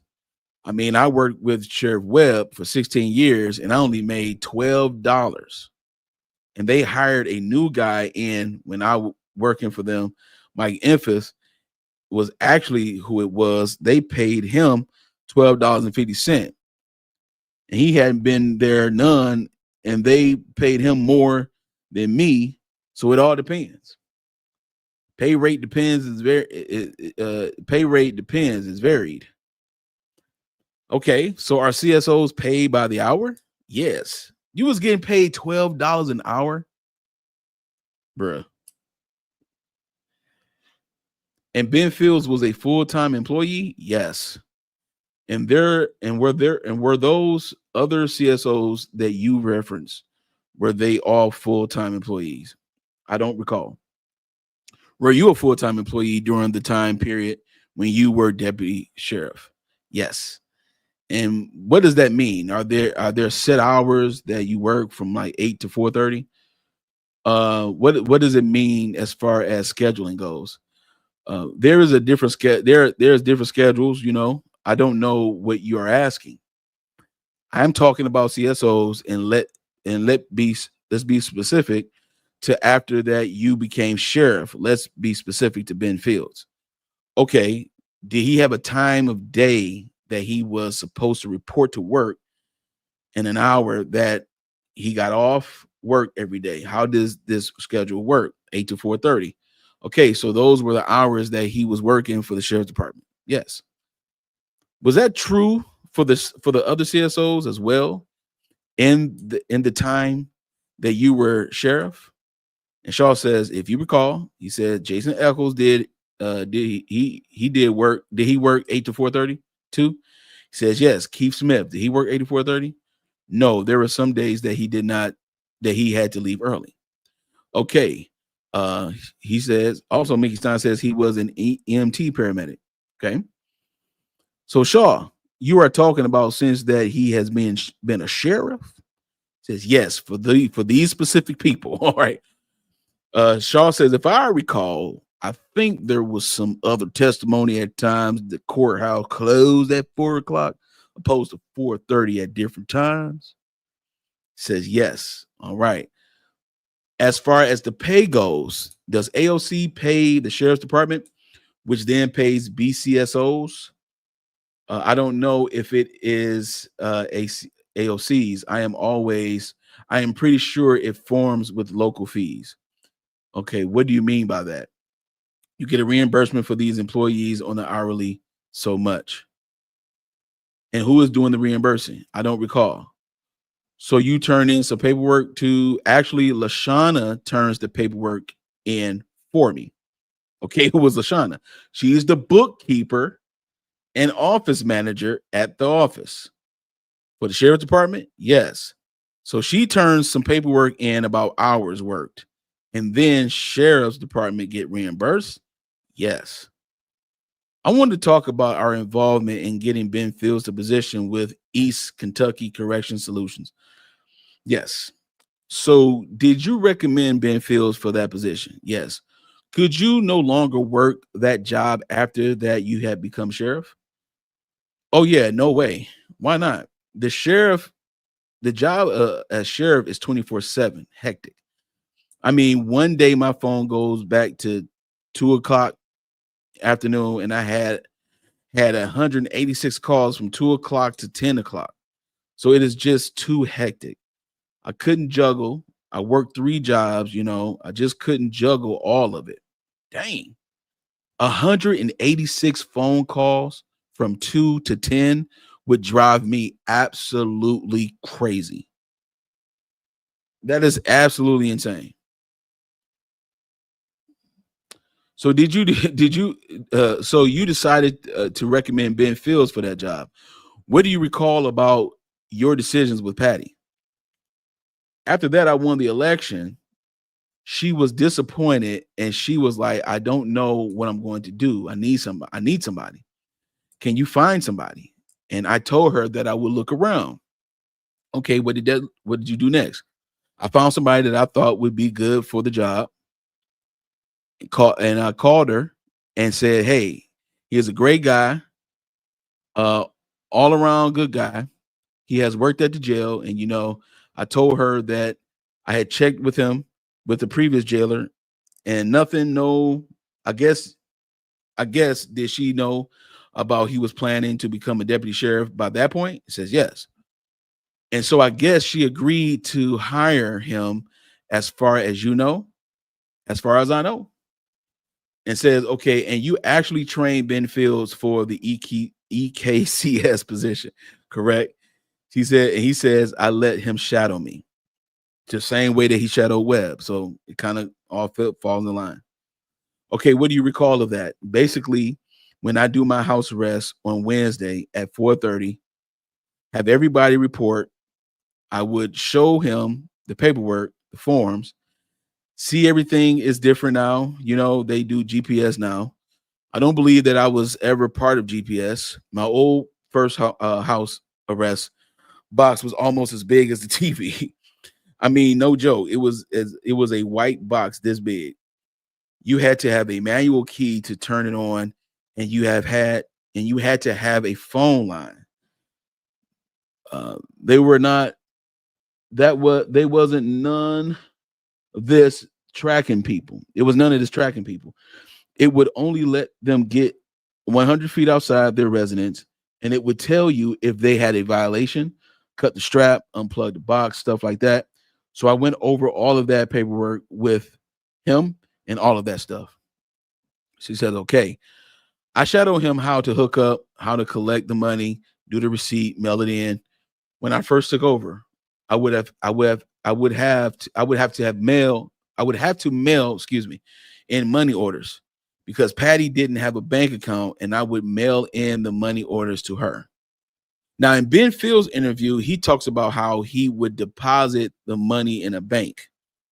So this is so I guess pre Ben Fields is where he's doing it old school this way. But now what Ben Fields' interview was, he said something about dropping the money off at a bank account, collecting it all at once and dropping it off at once.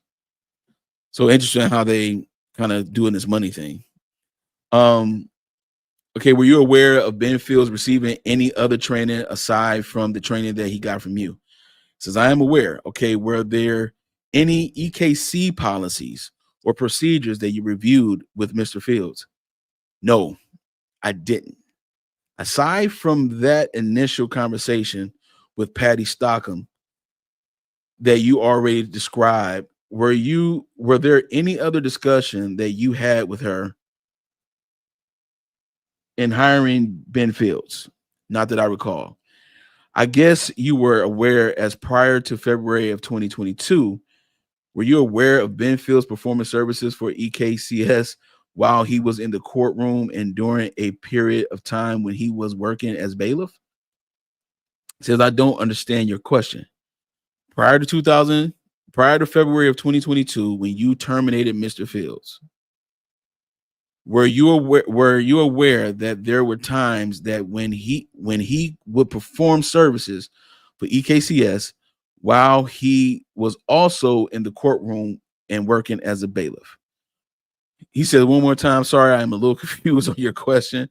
I am not trying to be difficult. And then she repeats the question. We don't have to repeat that question. He says, I don't recall. She says, okay. Shaw says, you are not. I guess I will just object to form. Were you aware that Fields performed services for EKCS while wearing a Letcher County Sheriff's deputy uniform? And Shaw says, if you know, and then Stein says, ask your question one more time. He's confused by it. Says, I understand, I do, and I'm happy to repeat anytime. Then she repeats the question. He says, no, I don't recall. You don't recall being aware of that? If Ben Fields was wearing a Letcher County Sheriff's deputy uniform while performing services for EKC, would that have been a violation of the Letcher County Sheriff's Department policies? And then he says, I need some clarification. She says, okay. If Ben Fields was working someone up, if Ben Fields was working someone up on and hooking someone up on an ankle monitor, doing something that was within his duties for EKCS while wearing a Letcher County Sheriff's Department deputy uniform, would that have been a violation of the Letcher County Sheriff's Department policies? Yes or no? I mean, when he is doing that, I don't get your question. At any time, if there is some sort of decision, is at 4:30 when I got off at sheriff's office, my sheriff didn't require me to go all the way home and come back with personal truck or personal clothing. But now, if I was out after hours, I was in personal clothing in my truck at times. If it was something on the way home, my sheriff would give me permission. Hey, yeah, you can do that. They would let us go to the grocery store. She said that wasn't my question, but that is helpful to know. So you are the sheriff. Yes. And Ben Fields is the EKCS home incarceration officer. He says, Is he allowed to wear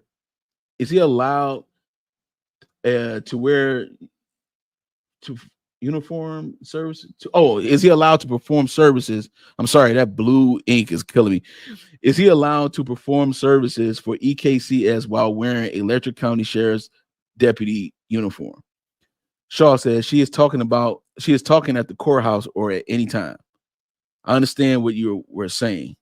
If somebody is in court and they say, hey, so does it matter if different situations is okay? So does it matter in different situations is okay? Is it okay? In other situations, it is not okay. Is that what you're saying? Shaw, did he ever call you and ask you for permission to stop by on the way home to check something out? He says, yes. Okay, like you did, still Shaw. So it is the same practice that you said. Yes, sorry. She says, okay, so you are saying that if Ben Fields were to be wearing his deputy sheriff's uniform while performing services for EKCS, he did it with your permission. He says, objection. Go ahead if you know the answer. He says, I don't recall. He says, what is the policy of the Letcher County Sheriff's Department about wearing an uniform while performing services for some other business?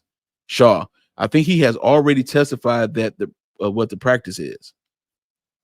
And here come the attorney wars. That was not my question. What is the policy? Do you know what the policy is? You have got me confused with your line of questioning. You are bouncing around so much. I don't know what you are asking. I'm trying to figure out how to frame the question in a way that you could answer it. So was Ben Fields allowed to wear his deputy sheriff's uniform while performing services for EKCS at any place or at any circumstance? And then here comes Shaw coming in the courthouse, out of the courthouse, anywhere. Was there ever a situation where that was okay by you? He says yes. Finally, we got an answer. Whew. What is the circumstance where it would have been okay by you as sheriff for him to be performing services for EKCS while wearing his deputy sheriff uniform if he was at the courthouse? Okay, so he was allowed to perform those services for EKCS while he was at the courthouse wearing his uniform. Yes. Is there any other places that he was allowed to perform services for EKCS while wearing that uniform? Was just at the courthouse, or was it any other place as well? I don't recall any other places. Okay, so to your knowledge, the only time he was at the courthouse. Correct. Jeez, oh, peace. She killing me with the same questions. And after work hours, well, didn't hear him say that yet. Yeah, he did. He talked about himself doing that with Sheriff Webb, but I didn't hear him say that he allowed Fields to do that. You are trying to confuse the witness. Here we go. You are trying to confuse the witness. She says, I am not. I truly am not. I am trying to get a straight answer. Well, you have got me confused because I don't know what you are asking me. Deputy Sheriff Fields, he is wearing his deputy sheriff uniform.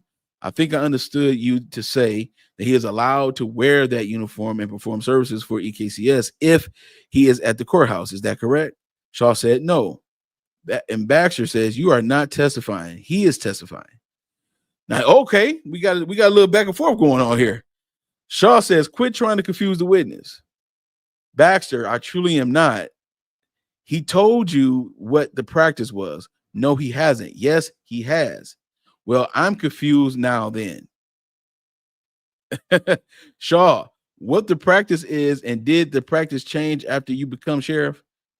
And Mickey Stines answer, you have got me confused. I don't know what she is asking. Mr. Dotson, she is asking you, is it okay for Ben to wear that uniform and hook somebody up on an ankle bracelet? Mr. Shaw, at the courthouse, is that okay? Answer, when? Question, at the courthouse at any time of day, before work hours or after work hours by Shaw. See, when I come out at midnight or on the weekends, I was in plain clothes, but when I just got out of court. So you are saying it matters what time of day. I mean, what is going on with these people, man? This is ridiculous. She is not asking you what that you did. She's asking you what the policy was as to Ben Fields. So Mr. Shaw steps in and says, what you would allow Ben to do. I can't allow him to wear the uniform when he is out working for house arrest at any time, just going around and stuff. I don't know what you are asking. Okay. So that was not allowed. So basically what he's saying is it was allowed in the courthouse, but outside the courthouse, he wouldn't necessarily allow it. So that was allowed. I think I heard you say earlier that there were some circumstances where it was allowed. What would be the circumstances where it was allowed? I think I heard you say if he is at the courthouse and it is right after work hours. Is that accurate? Yeah. Okay. Thank you. Sorry. It is okay. I am really not trying to be sneaky. I'm just trying to make sure that I understand what you're saying. So aside from those two, to make sure that we have got it back black and white. If it is during his deputy sheriff work hours, or if immediately thereafter he is still at the courthouse, it is okay for him to wear that deputy sheriff uniform, correct? Does that mean at all other times it was not allowed? See, this is too much. This is too much for this man to understand. You see, the man can't answer the question. Goodness gracious. Does that mean at all other times it was not allowed? He was not allowed to wear his deputy sheriff uniform and perform services pre-EKCS, like hooking someone up and so forth? Yes, thank you. What about his Letcher County Sheriff Department vehicle? Did Ben Fields have a vehicle from the sheriff's department? Yes. Did all of the deputy sheriffs have a vehicle? Not all. How do you decide who gets? I know this is crazy, Pam. Crazy work right here. Crazy work. How do you decide who gets a vehicle and who doesn't get a vehicle? Well, that has really just took place after the flood and stuff and the shortage and stuff. I am getting ready to look to hiring 2 part-time, and they will probably not have a cruiser. Okay. And now this is 3 days before he shoots Judge Mullins. Okay. Okay, and I will be more specific. Between 2019 and 2021, in that time period before the flood, I believe that all of them had one.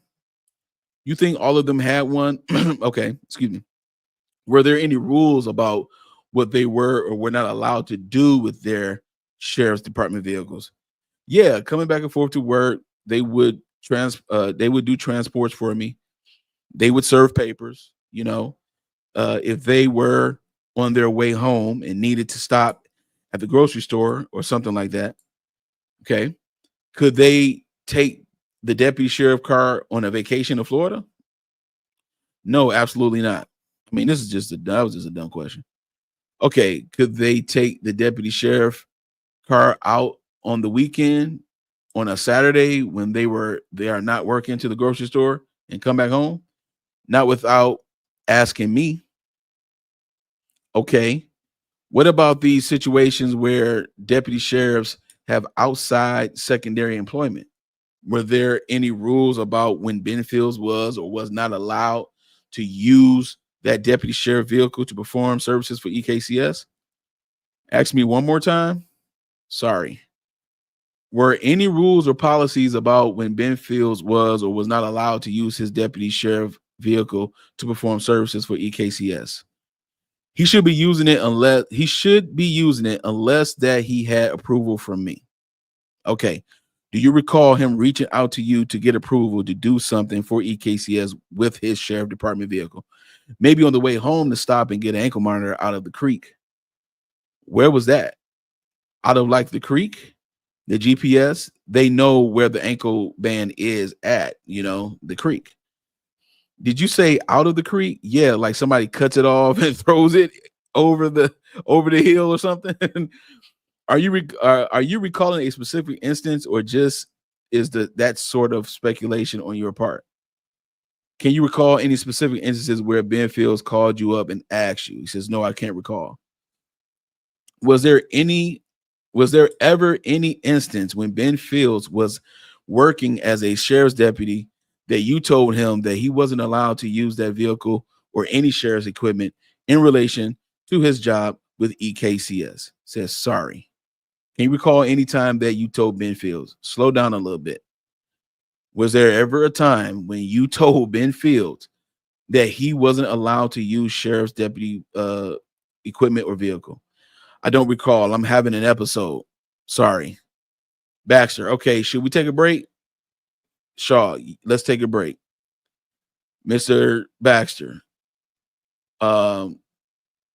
This would be Miss Baxter. Yeah, let's take a break. And then a break was taken. Okay.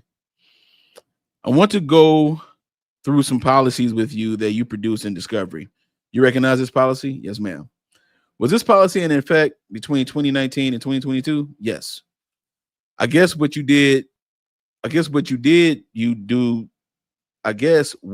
do to train deputies, sheriffs on this policy? I gave them a copy of the policy and told them to read it and be familiar with it. Anything aside from that? Not that I recall. Okay, that's the training. You become a deputy sheriff. Your policy is to read this, whatever this manual is, read that, familiarize yourself with it. That's your training. You have got to be kidding me. You have got to be kidding me, dog. What in the world, bro? There is some reference in here to an oath of office. Do all deputy sheriffs take an oath of office or do only some? And I am looking at the first page under personal conduct, a oath of office. Do you see that? Yes. Do all deputy sheriffs take an oath of office? Yes. I want you to look at the second page under D, abusive position. Oh, here we go. Okay. Here we go. Okay, here we go. Here we go. Yes. As we sit here today, is it your opinion that Ben Fields violated this provision of the policy related to abusive position while he was employed as a deputy sheriff? What was the question again? sorry, I was reading. Do you think Ben Fields violated this provision of the policy when he was a deputy sheriff as we sit here today? Is that your opinion? Yes. And was he terminated for violating this policy? I would need to look at the termination letter. Okay, we will look at it later. And we can come back to this if you want to. There is reference in this section D to departmental position, identification card, and or badge. Do you people have identification cards for deputy sheriffs? Yes. Okay, what is an identification card? That is it. Okay. I have not seen one of those before.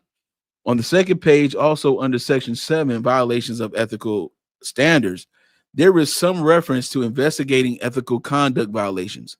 Have you ever investigated an ethical conduct violation as sheriff? Ask me again, sorry. Have you ever conducted an investigation of a violation of ethical standards since you have been sheriff? I don't really get what you're asking me. Now, this is where, okay, this is where, if you all are following me, I mean, I know some people are in and out, and I apologize. This is a lot to read, but this is the deposition, the supposed deposition where Mickey Stines was threatened before he came to this deposition.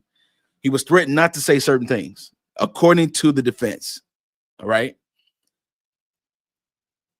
Are you finding or are you sensing any type of nervousness in the midst of this deposition so far? I know we're reading it, but he has a lot of, I don't understand what you're asking me. Can you ask me again? I'm not trying to be difficult. I'm sorry. Ask me again. I don't recall. And then the answers he give is like way off sometimes. Then they got to reel him back in. Are you all sensing any nervousness here of him, or do you all think Mickey Stines just have a certain level of, he doesn't understand, his comprehension level may not be all the way there, if for lack of better words. Okay, Pam B says I think yes, that there's a level of nervousness. I think yes. That's what Pam B is saying. Okay. I can definitely connect with this answer, because it's starting to sound, the more and more they get closer to talk about Ben Fields, the more and more he's starting to have these episodes, or the beginning stage of those episodes, if you will. You know what I'm saying? It kind of throws me off a little bit with this. Okay. All right. Just have you ever investigated an ethical violation of an employee under this policy? If you can't recall, says I don't recall. Okay, there is some reference in here to the appropriate authority. Do you know who that would be? And Mr. Dawson said, what paragraph? And Ms. Baxter says, I am in that same one. Violations of ethical standards that we have been looking at. Paragraph 7? Correct. The appropriate authority. Yeah, who is the appropriate authority, if you know? I would imagine that would be me. Yeah, Because you're the sheriff, Mickey. Come on, fam. You the sheriff, my boy. I would imagine that would be me. Yeah. Okay. That is kind of what I figured too. But I was curious.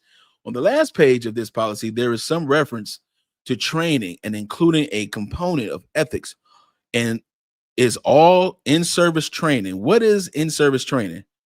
Where are you at now? Sorry. On the third page, under note training. Right here. Yeah. In service is the training that the state requires every year and every 2 years for us. Okay. That is helpful.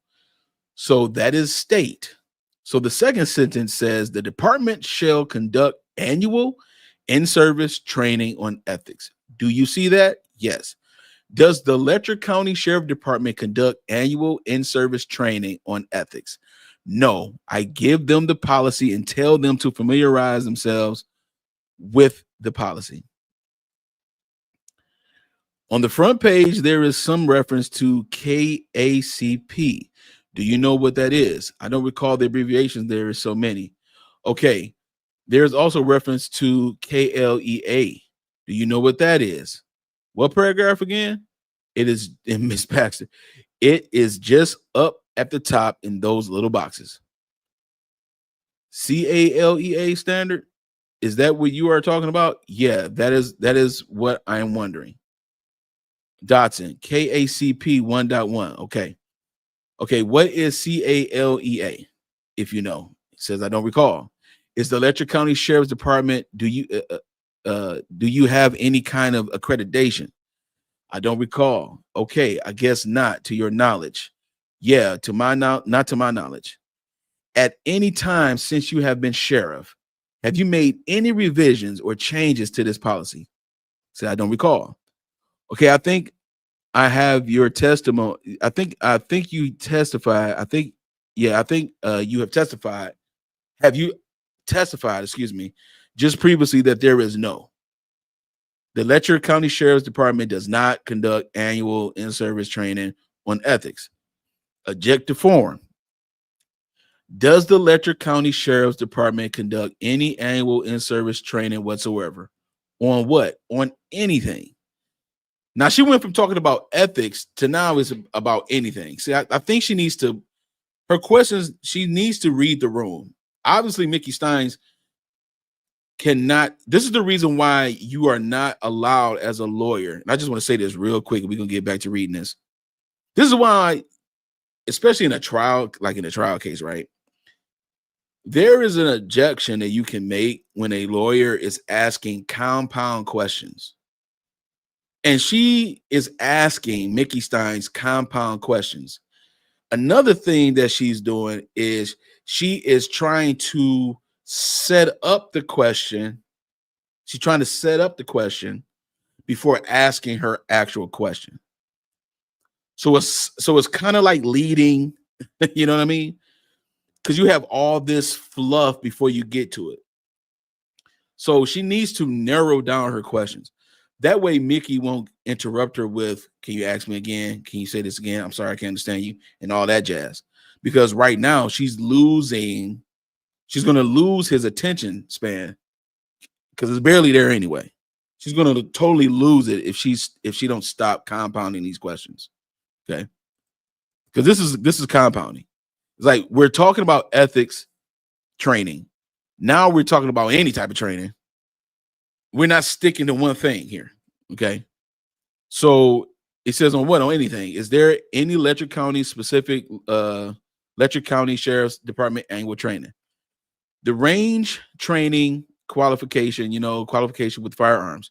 We have all kinds of training for different computer systems. Narcan. I don't know if that is every year. They have changed that so much. You got to do that. There is stuff with the DOCJT that the deputies can be part of that reviews it every week. I think that counts as training.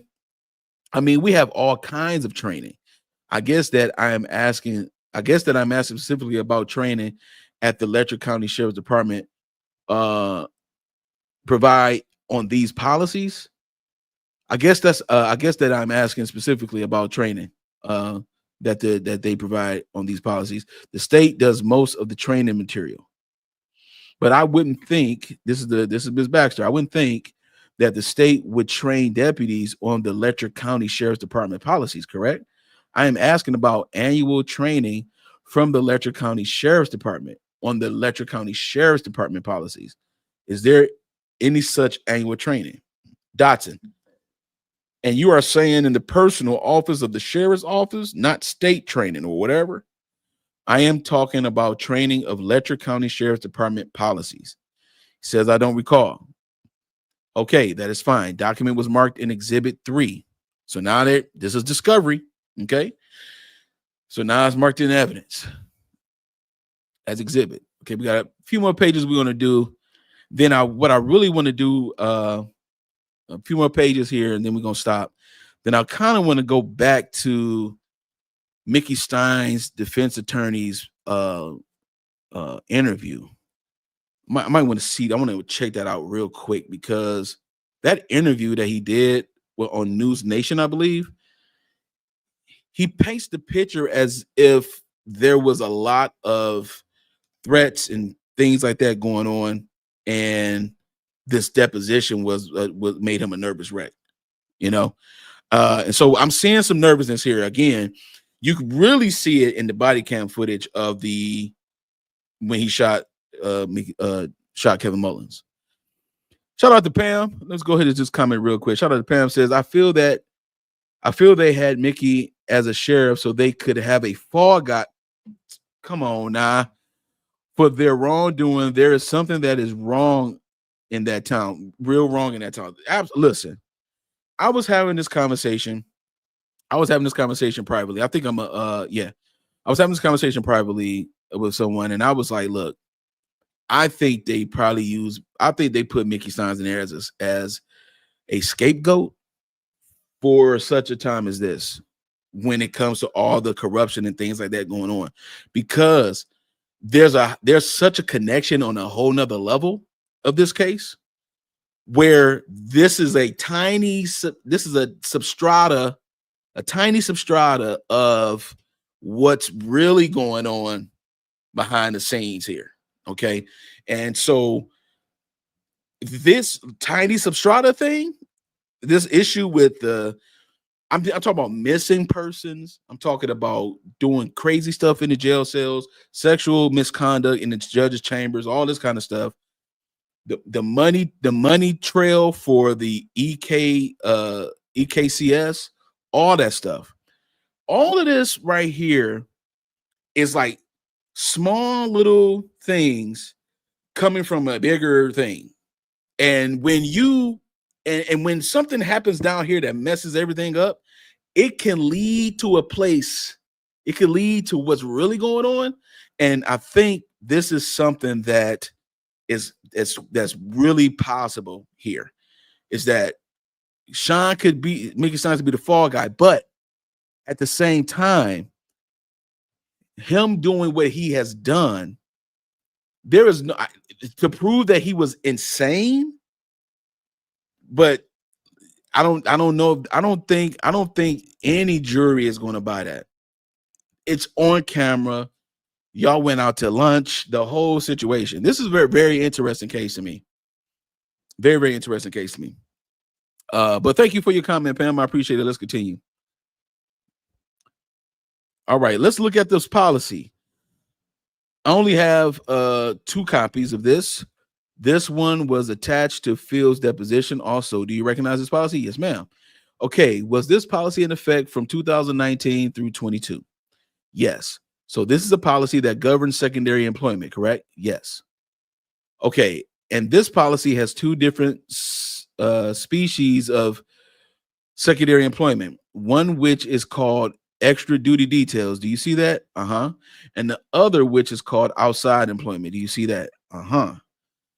So do you have any example of extra duty detail secondary employment? Do you have an example? Do you have any example of extra duty detail secondary employment situation in the time that you have been sheriff? Here come another compound. Here come another question to pile up on the question you just asked. Has anyone applied to the sheriff's department seeking approval for a permit for extra duty detail services? Not that I recall. Okay, what about outside employment? Have any Letcher County sheriff's department employees sought approval for outside employment? Not that I recall. Okay, it looks like this policy requires for extra duty detail that the employer, the secondary employer themselves have to submit a permit application for approval through the sheriff's department. Would you agree with that? Which one are you reading? See, you're losing them. I'm reading about extra duty detail, and there is a permit process described at the bottom of the first page. Yes, right here. Extra duty detail, as I read this definition, it states performance of law enforcement duties not within regularly scheduled hours provided to any business person or enterprise. The services that East Kentucky Correctional Solutions provided included law enforcement duties. Do they not? No, they did not. What kind of duties did they perform then? They are just monitoring the people on house arrest and reporting back to the court. So would you consider that to be police or non-police? Non-police, let me see what that said. Let me scroll in there. A non-police nature. Thank you. All right. And that would be non-police. You don't have to be a police officer to do that job, because that there was a lady before me that wasn't a police officer that done it. Who was that lady? I think her name was Dottie. I remember her first name being Dottie. She was somebody in Letcher County? Yes, I think so. So can you give me some examples of what the Letcher County Sheriff's Department, can you give me some examples of what the Letcher County Sheriff's Department, what kind of performance of duties would qualify by its extra duties detail? It would be like security at the school ball games. Okay, so is that the SRO position? What you described previously, or is that different? It could qualify as that. Okay, did the folks that wanted to hire Letcher County Sheriff's Department personnel for security at the ball games, did they submit an application for approval of permit? No. But under this policy, they were supposed to, correct? I have verbal. So you gave verbal permission to who? It don't happen often. One of the road deputies might help with the ball game, and they will pay. Who do they pay? They pay the road deputy. But under this policy, they are supposed to pay the sheriff's department, who then pays the employee. Who then pays the employee, correct? You got me bouncing around. Where are you talking about? On the second page, towards the top, on the second page, towards the top, under that Roman numeral 3, I was just 3. All fees paid in connection with extra duty details will be paid directly to this agency, and the agency will compensate the officers in accordance with the agreed upon hourly rate. Do you see that? This SRO, yes. Well, I am talking about the security at the ball game that you were just referencing to. And my question is, for that performance of that duty, is paid directly. See here, duty, the road deputy, there it is paid directly. The money is not paid to Letcher County Sheriff's Department. Is that correct? That is correct. They don't do that often. What is another example of a law enforcement duty? None that you can't think of any other ones? What about employment that is of non-police nature? Can you give me an example of what that could be? Walmart, retail, gas station? Okay, where in your opinion does EKCS fit these different definitions for secondary employment? The later, the second one. Okay, so is it your testimony that working as a home incarceration officer with EKCS is work that provides no real or implied law enforcement services to the employer and is not performed during assigned hours of duty? Yes. What in the world? What do you mean, Mickey Stines, dog? So they just out here doing whatever. They just out here doing, they grandfathering people in, They like you don't even got to be. This is not even considered law enforcement duty right here. What I'm doing, if I'm putting an ankle monitor on you, we're not doing law enforcement duty right here. Really? Unbelievable. Unbelievable. So what kind of duty is it? Like, this is crazy. So in a situation where someone has got outside employment, this policy requires that they have some kind of permission form. Do you see that on the last page? Yes. Then we're gonna stop at page 90, then we're gonna look at this interview, and then we're gonna call it. Has the Letcher County Sheriff Department got an outside employment request form? We don't. Sheriff Webb didn't have one. He would do a verbal with me. But you were the sheriff between 2019 and 2021, correct? Yes. And this policy was in effect from 2019 to 2021, correct? Yes. That was one of the things that I was going to say earlier. Let me finish my questions before answer, because it just makes for a more clean record. So you never develop an outside employment request form, correct? He says correct. This policy requires deputy sheriffs who have outside employment to submit a statement indicating that no aspect of the employment could be considered questionable in nature, such as placement in compromising situation, use of police powers, or have the potential to bring discredit to the department. Do you see that under subsection D? You said D right here. Do you see that? Yes. Okay. Did you ever require Ben Fields to provide you with any such statement as provided for on that? Not that I recall. Subsection D. Okay. And then I am looking at the section here that talks about requiring that someone who works for the Letcher County Sheriff's Department who gets outside employment, they are supposed to provide a statement indicating the services rendered will not be connected with security work, investigations, or collection or possession of property, or will not involve any law enforcement duties. Do you see that? Yes. Did you ever receive such a statement from Ben Fields related to his work with EKCS? Not that I recall. It looks like, according to this policy, approval of outside employment has to be submitted and ultimately approved by the agency head. Would you be the agency head in this instance? Yes, ma'am. He is the sheriff. And it looks like there is also a requirement for officers who obtain written approval that they then resubmit their applications for reapproval on an annual basis. Did that happen consistent with this policy as to Ben Fields' work with EKCS? He said, not that I recall. Have you ever had anybody submit any kind of written form for approval of outside employment? He says, not that I recall. This is part one of the deposition. So there is no, let me just find this real quick here.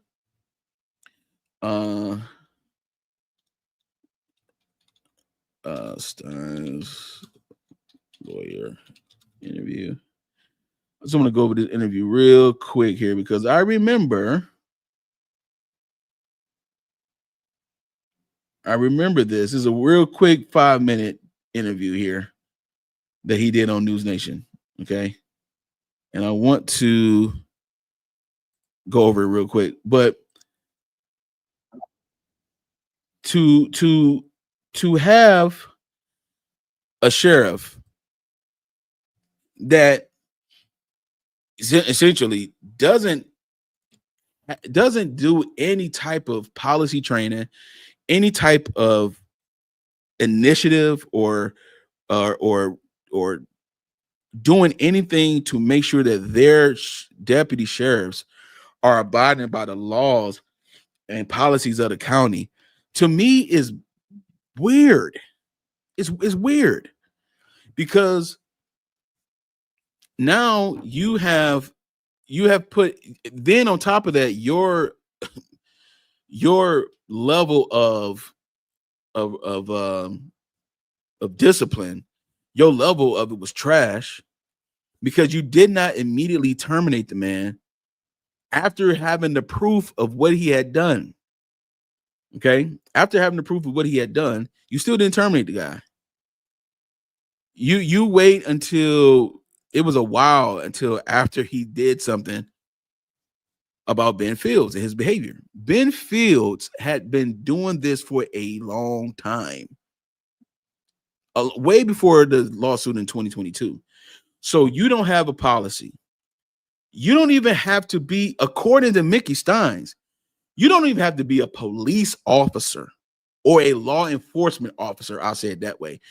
You don't even have to be a law enforcement officer necessarily for you to put ankle monitors on people and to make sure that you get them. Like, you know, like, you don't have to be a bounty? Do you, what do you have to? You can just be a regular person. Come on, Mickey. So a lot of this is just, okay, now how does this play into this case, into the shooting?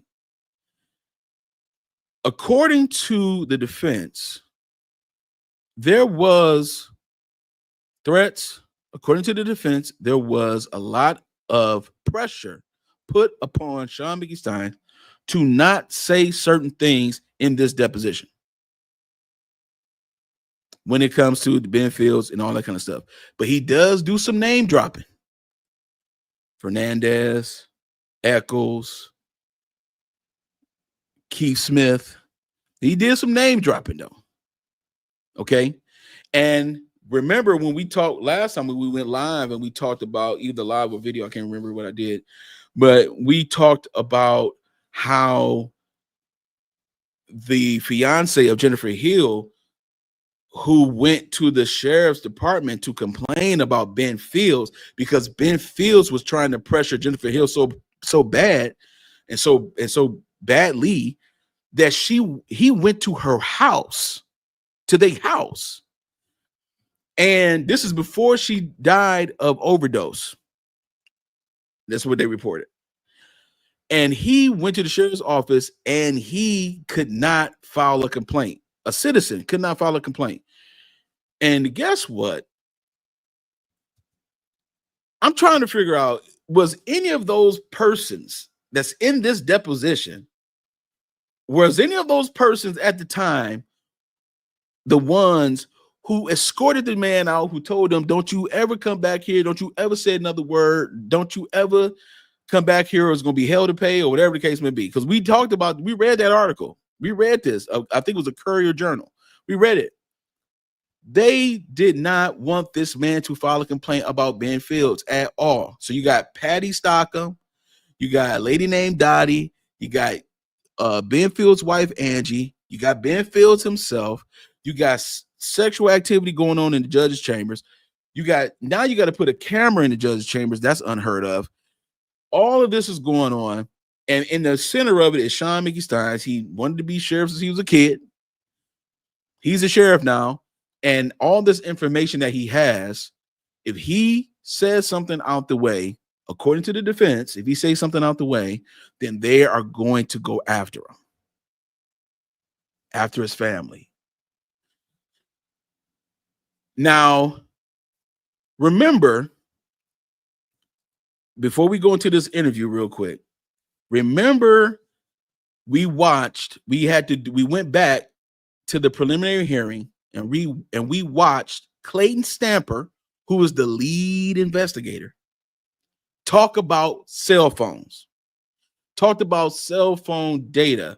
I think Jeremy Bartley asked him about the phones and did Shawn Mickey Stines use Judge Mullins' phone? And was the phone records say blah, blah, blah, whatever? The phone records or the forensic data for the phones are in the hands of the Kentucky state police. All right. Now, the thing is that he retrieved Shawn Mickey Stines' phone. He retrieved Judge Kevin Mullins' phone, but he did not ask for Shawn Mickey Stines' daughter's phone at all.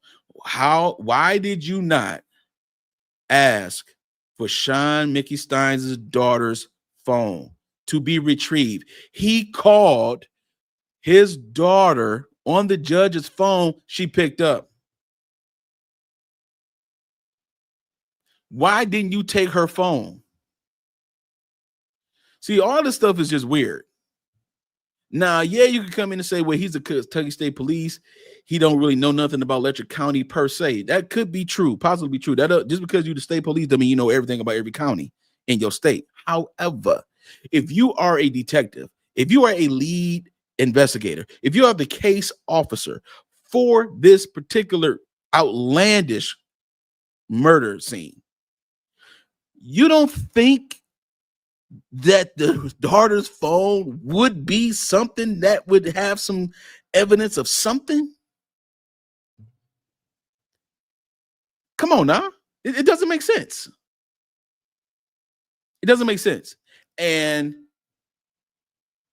I think, see, you can't despise small things, because just because there's a small town and there's Letcher, blah, blah, blah, don't mean nothing. It's some craziness that goes on in small towns. Mad craziness that goes on in small town.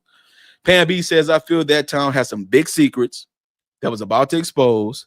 So they did some dirty things to people and plant things on some.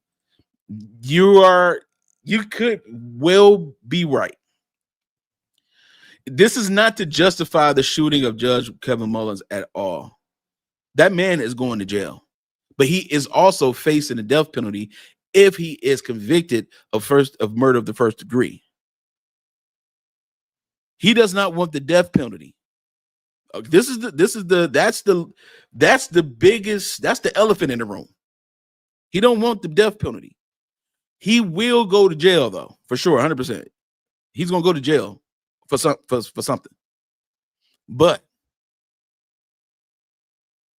if the indictment, I haven't received a response from the state yet about this motion to dismiss the indictment and for a motion for a bond hearing. But if this indictment is dismissed by the judge, Christopher Coran, he's the special district judge for this case. If that motion to dismiss is granted, this is going to get it's going to get so crazy. This case is going to get so crazy.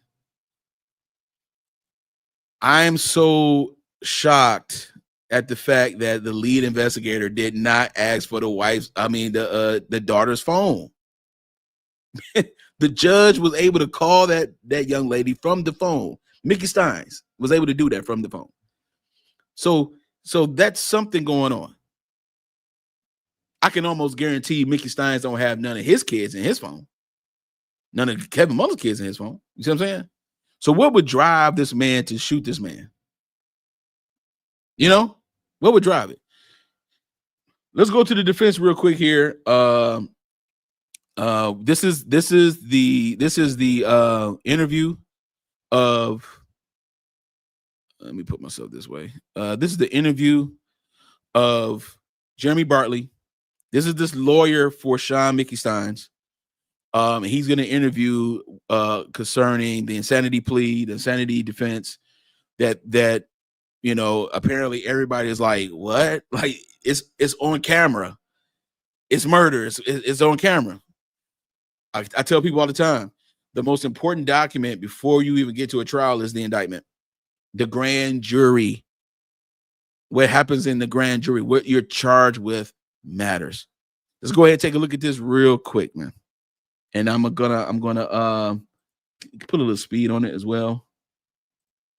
But let's take a look at this, and then we're just revisiting this particular interview because, again, if there is any type of push for Mickey Stines to not say certain things in the deposition, and we read about almost half of it, and we're gonna do a part two. I may just do a I may do a recording of myself and then like speed it up or something. I don't know, but anyway, I'm just thinking out loud. But yeah, if this is something going on where they don't want him to say certain things in this deposition, because he has his deposition, and 3 days later he's confronting the judge, not only at the street side bar and grill, which is right up the street from the courthouse. He confronts him in the chambers. He tells everybody to get out. Everybody's sitting in chambers chilling, and he's telling everybody to get out. Okay, let's take a look at this interview.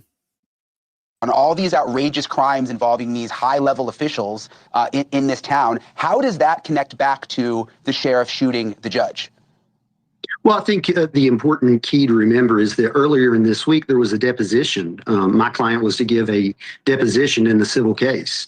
Leading up to that deposition, there's multiple witnesses, family, members of the community, folks that he worked with that saw my client in the struggle, the stress, the strain, the sleepless nights he had. He felt very much threatened about what he might say. Would he say too much that would put his family in danger? You heard Sabrina Atkins in that interview just before you switched to speak with me. She talked about the dangerous men there. So this deposition takes place on Monday, and as the week goes on, Mickey continued to be in fear that he had said something, or that further discovery in that civil case would something he would say would ruffle the feathers of some dangerous men. And ultimately, he was in fear for the safety of his wife and his daughter, and I think what you see there is the result of that. Yeah, and just so people understand, there was this civil lawsuit ongoing. Again, I talked about the corruption and the deputies accused of having sex with inmates and all sorts of shady stuff. So there's the civil suit that's ongoing. There had already been a criminal investigation and arrests. And the sheriff was being called in for a deposition. And you're saying that he was concerned about it. Did he have information about other high-level people, perhaps even the judge, that were involved in all of this? Is that why he was so concerned? Well, I think the bigger concern was from other people as to what he might say. And I think certainly there was information that that Mickey had that he knew that other people didn't want to be made public.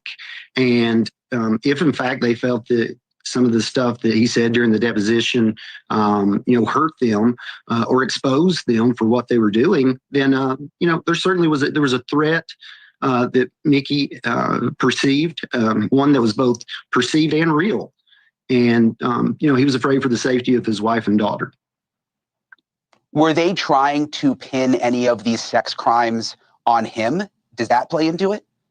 Well, I think the bigger concern that we're talking about here, I've not seen any evidence that my client was implicated in any of the corrupt sex practices that they had. I've not seen anything to that degree, but the fear was that Mickey is under oath. What will they ask him? What will he say in response? Will he talk about?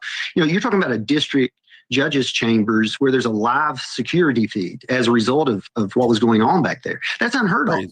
And it just speaks to, the level of things that were happening behind the scenes that these folks would very well could cause physical harm to keep secret. And Mickey was placed in this situation, and simultaneously, because of the stress, because of other factors that I don't want to get into tonight, but his mental health had taken a toll as well. And so what you see is a result of both extreme pressure that was placed upon him, the fear of what other people might do around him, and the impact of mental health as well. Did he know something about the judge being involved in all of this and this whole sex scandal? I mean, is that why he did this? I mean, because like you said, he knew he was on camera. I mean, he was right in the chambers. Is there something he knew about this judge? I think that certain people within that community were concerned that he would say things that would be harmful to the people surrounding the judge and the folks in the courthouse at large. And what you see is the result of a man who believed that his wife and daughter had been or would be kidnapped or killed and hurt. And, at that point, he had not been able to get in contact with them, and he was scared for their safety. And, and that's why we said from the beginning, this is classic EED at worst. And at best, we think it's a criminal responsibility, insanity defense that's there. Thanks for watching. Go to joinnn.com to find News Nation on your screen. And don't forget to click the red subscribe button. Wow. So this is reason why us reading this deposition tonight and hearing that interview, confirming the fact that what we just talked about is the fact that there was a deposition within the same week, and the fact that leading up to the deposition was a lot of threats, a lot of pressure put on Mickey Stines to say certain things about what was going on in chambers and what was going on in Letcher County, period. And so this is the reason why we're going to do part 2. We was on page 90, right? And so we're going to start at page, no, we was at page 91. We'll start at 92 on next time, and then we will finish it out as much as we can. But this is where it's at. And so this is still the time of discovery in the case. They're still doing a lot of discovery. They actually asked for a little bit of time in discovery as well. During this time of discovery, they found out that there was the defense is alleging that there was a grand jury hearing, a meeting with Jackie Steele, who was representing the Commonwealth of Kentucky. Jackie Steele and the grand jury, also with Clayton Stamper, had a meeting, unrecorded meeting, and in Kentucky, according to Rule 4.16, I believe in Kentucky that all grand jury meetings must be recorded, no ifs, ands, or buts about it. So this is the reason why the motion to dismiss the indictment is actually going in and has gone in, and also a motion for a bond hearing as well. So and the judge also said, and I saw this in an article from the Mountain Eagle, which is a local article, news article, news company there. The judge is willing to travel because he's a special district judge for this case in a whole different district, in a whole different county. He would have to try. He doesn't mind traveling to Letcher County to do the actual bond hearing, if that's because this is a Letcher County. This happened in Letcher County. He doesn't mind going there and actually having the bond hearing there at Letcher County. You know what I'm saying? So it's a lot. It's a lot to. This is a lot, man. This is a lot. You know what I'm saying? I hope if you all have the folder, I shared the link in the pinned up to the chat, and it has all of a few things in here in the Shawn Mickey Stines folder that I have. Let me see what I got in here. I have the deposition of Shawn Mickey Stines. I have the Ben Fields indictment is in here. I have the deposition of Ben Fields is in here. The Ben Fields interview in audio, video. I have that in here. I have the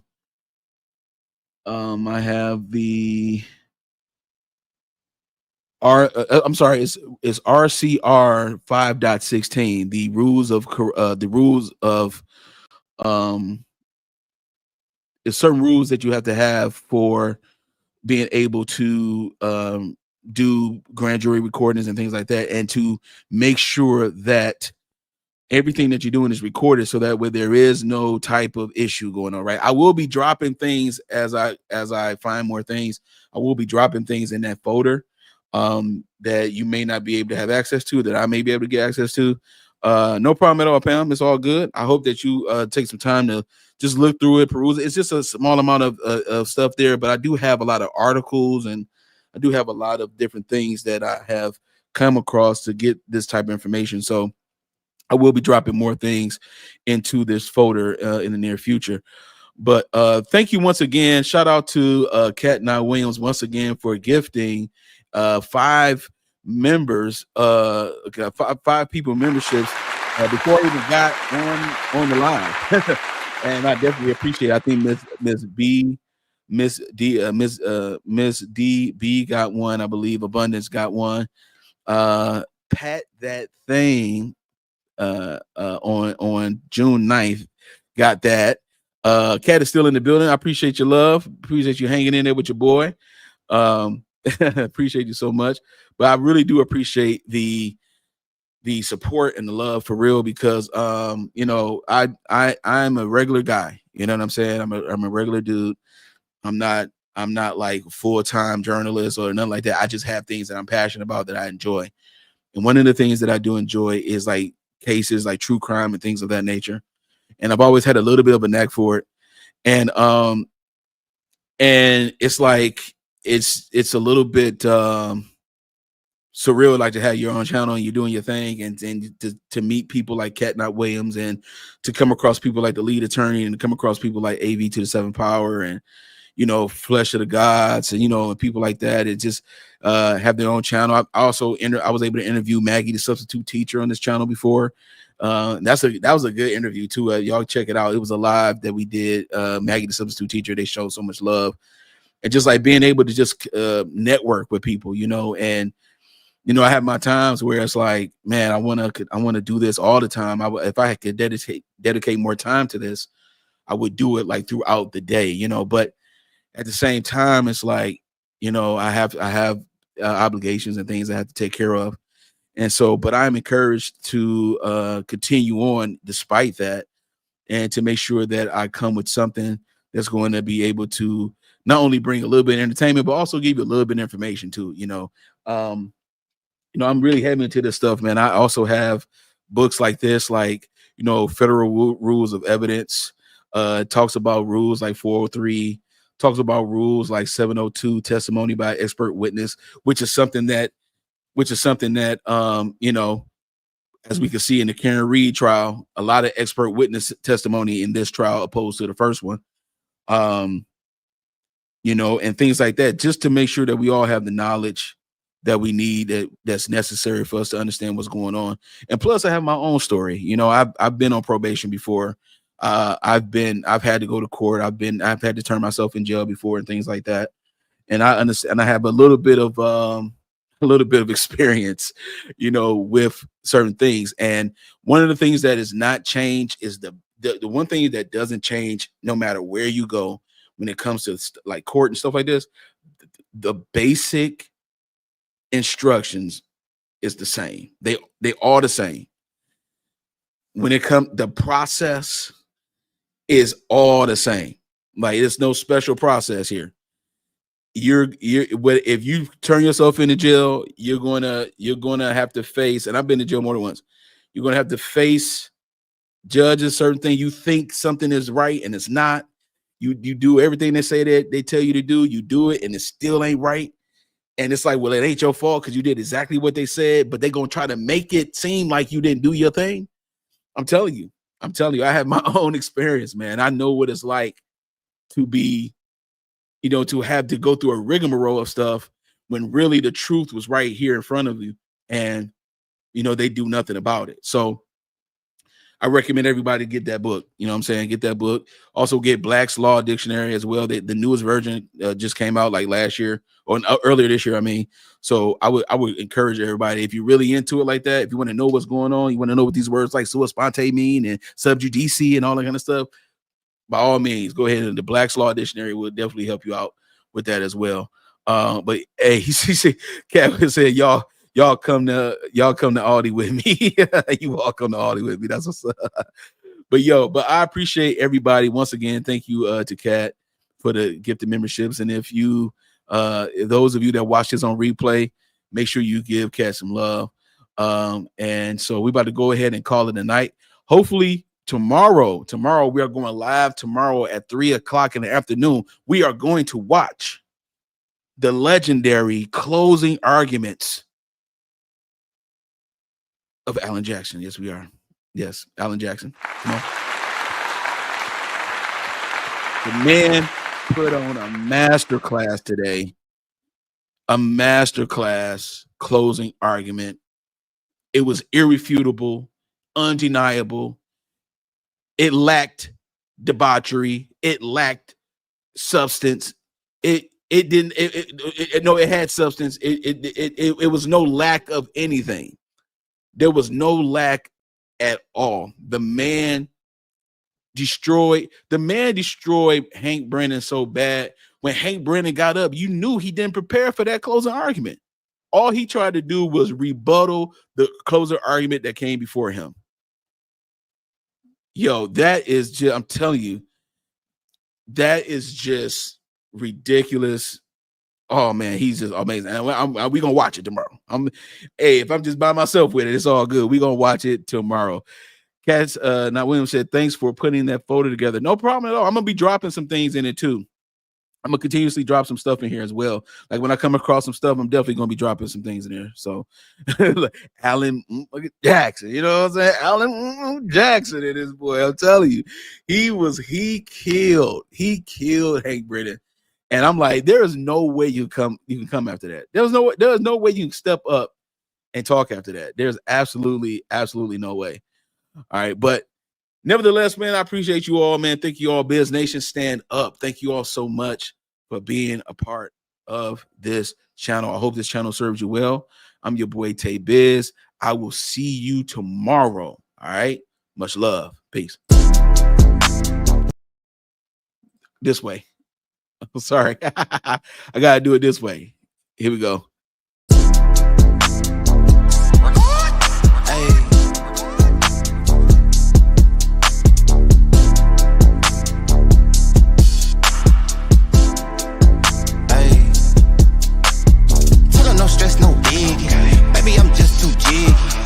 I brought that with me. Case they get too iffy. Baby, don't stress, don't sweat it. Put it all on my daddy. Know how I'm coming, and they know what we had. Around through that left side, low end. All of mine need more wins. If you got beef, don't come out. My young hitter might go in. Uptown GN, working all through my weekend. Hoping these don't show out, cause all of my hitters too deep in. With the boy, I'm so shame. Ain't worried about long as my money and my baby, I ain't got work tomorrow. Tell me what the business is. Ain't about no club hop. I'm trying to start some businesses. Shorty, you thought it was, they better know it's not that. Talking all that online, they knowing that it's not fake. Sliding through my hood, I make maneuvers like a Uber, baby. Got a 10-year plan, these can't tell what they doing lately. And I'm way too clean, I'm Listerine. I thought they been knew it. All in my lungs, I got my red cup full of that Henny fluid. Young middle Mac, I'm swinging that leg, I'm banging that do or die. And I ain't that bleedly before I get crucified. Living in my bloodline, this place in my family tree. How the they pressed, I did my best out of what they handed me. Straight out of that country, know my shawty thick as human air. And I need not mention no extensions, that's human hair. Boy, we grew in there. Around through that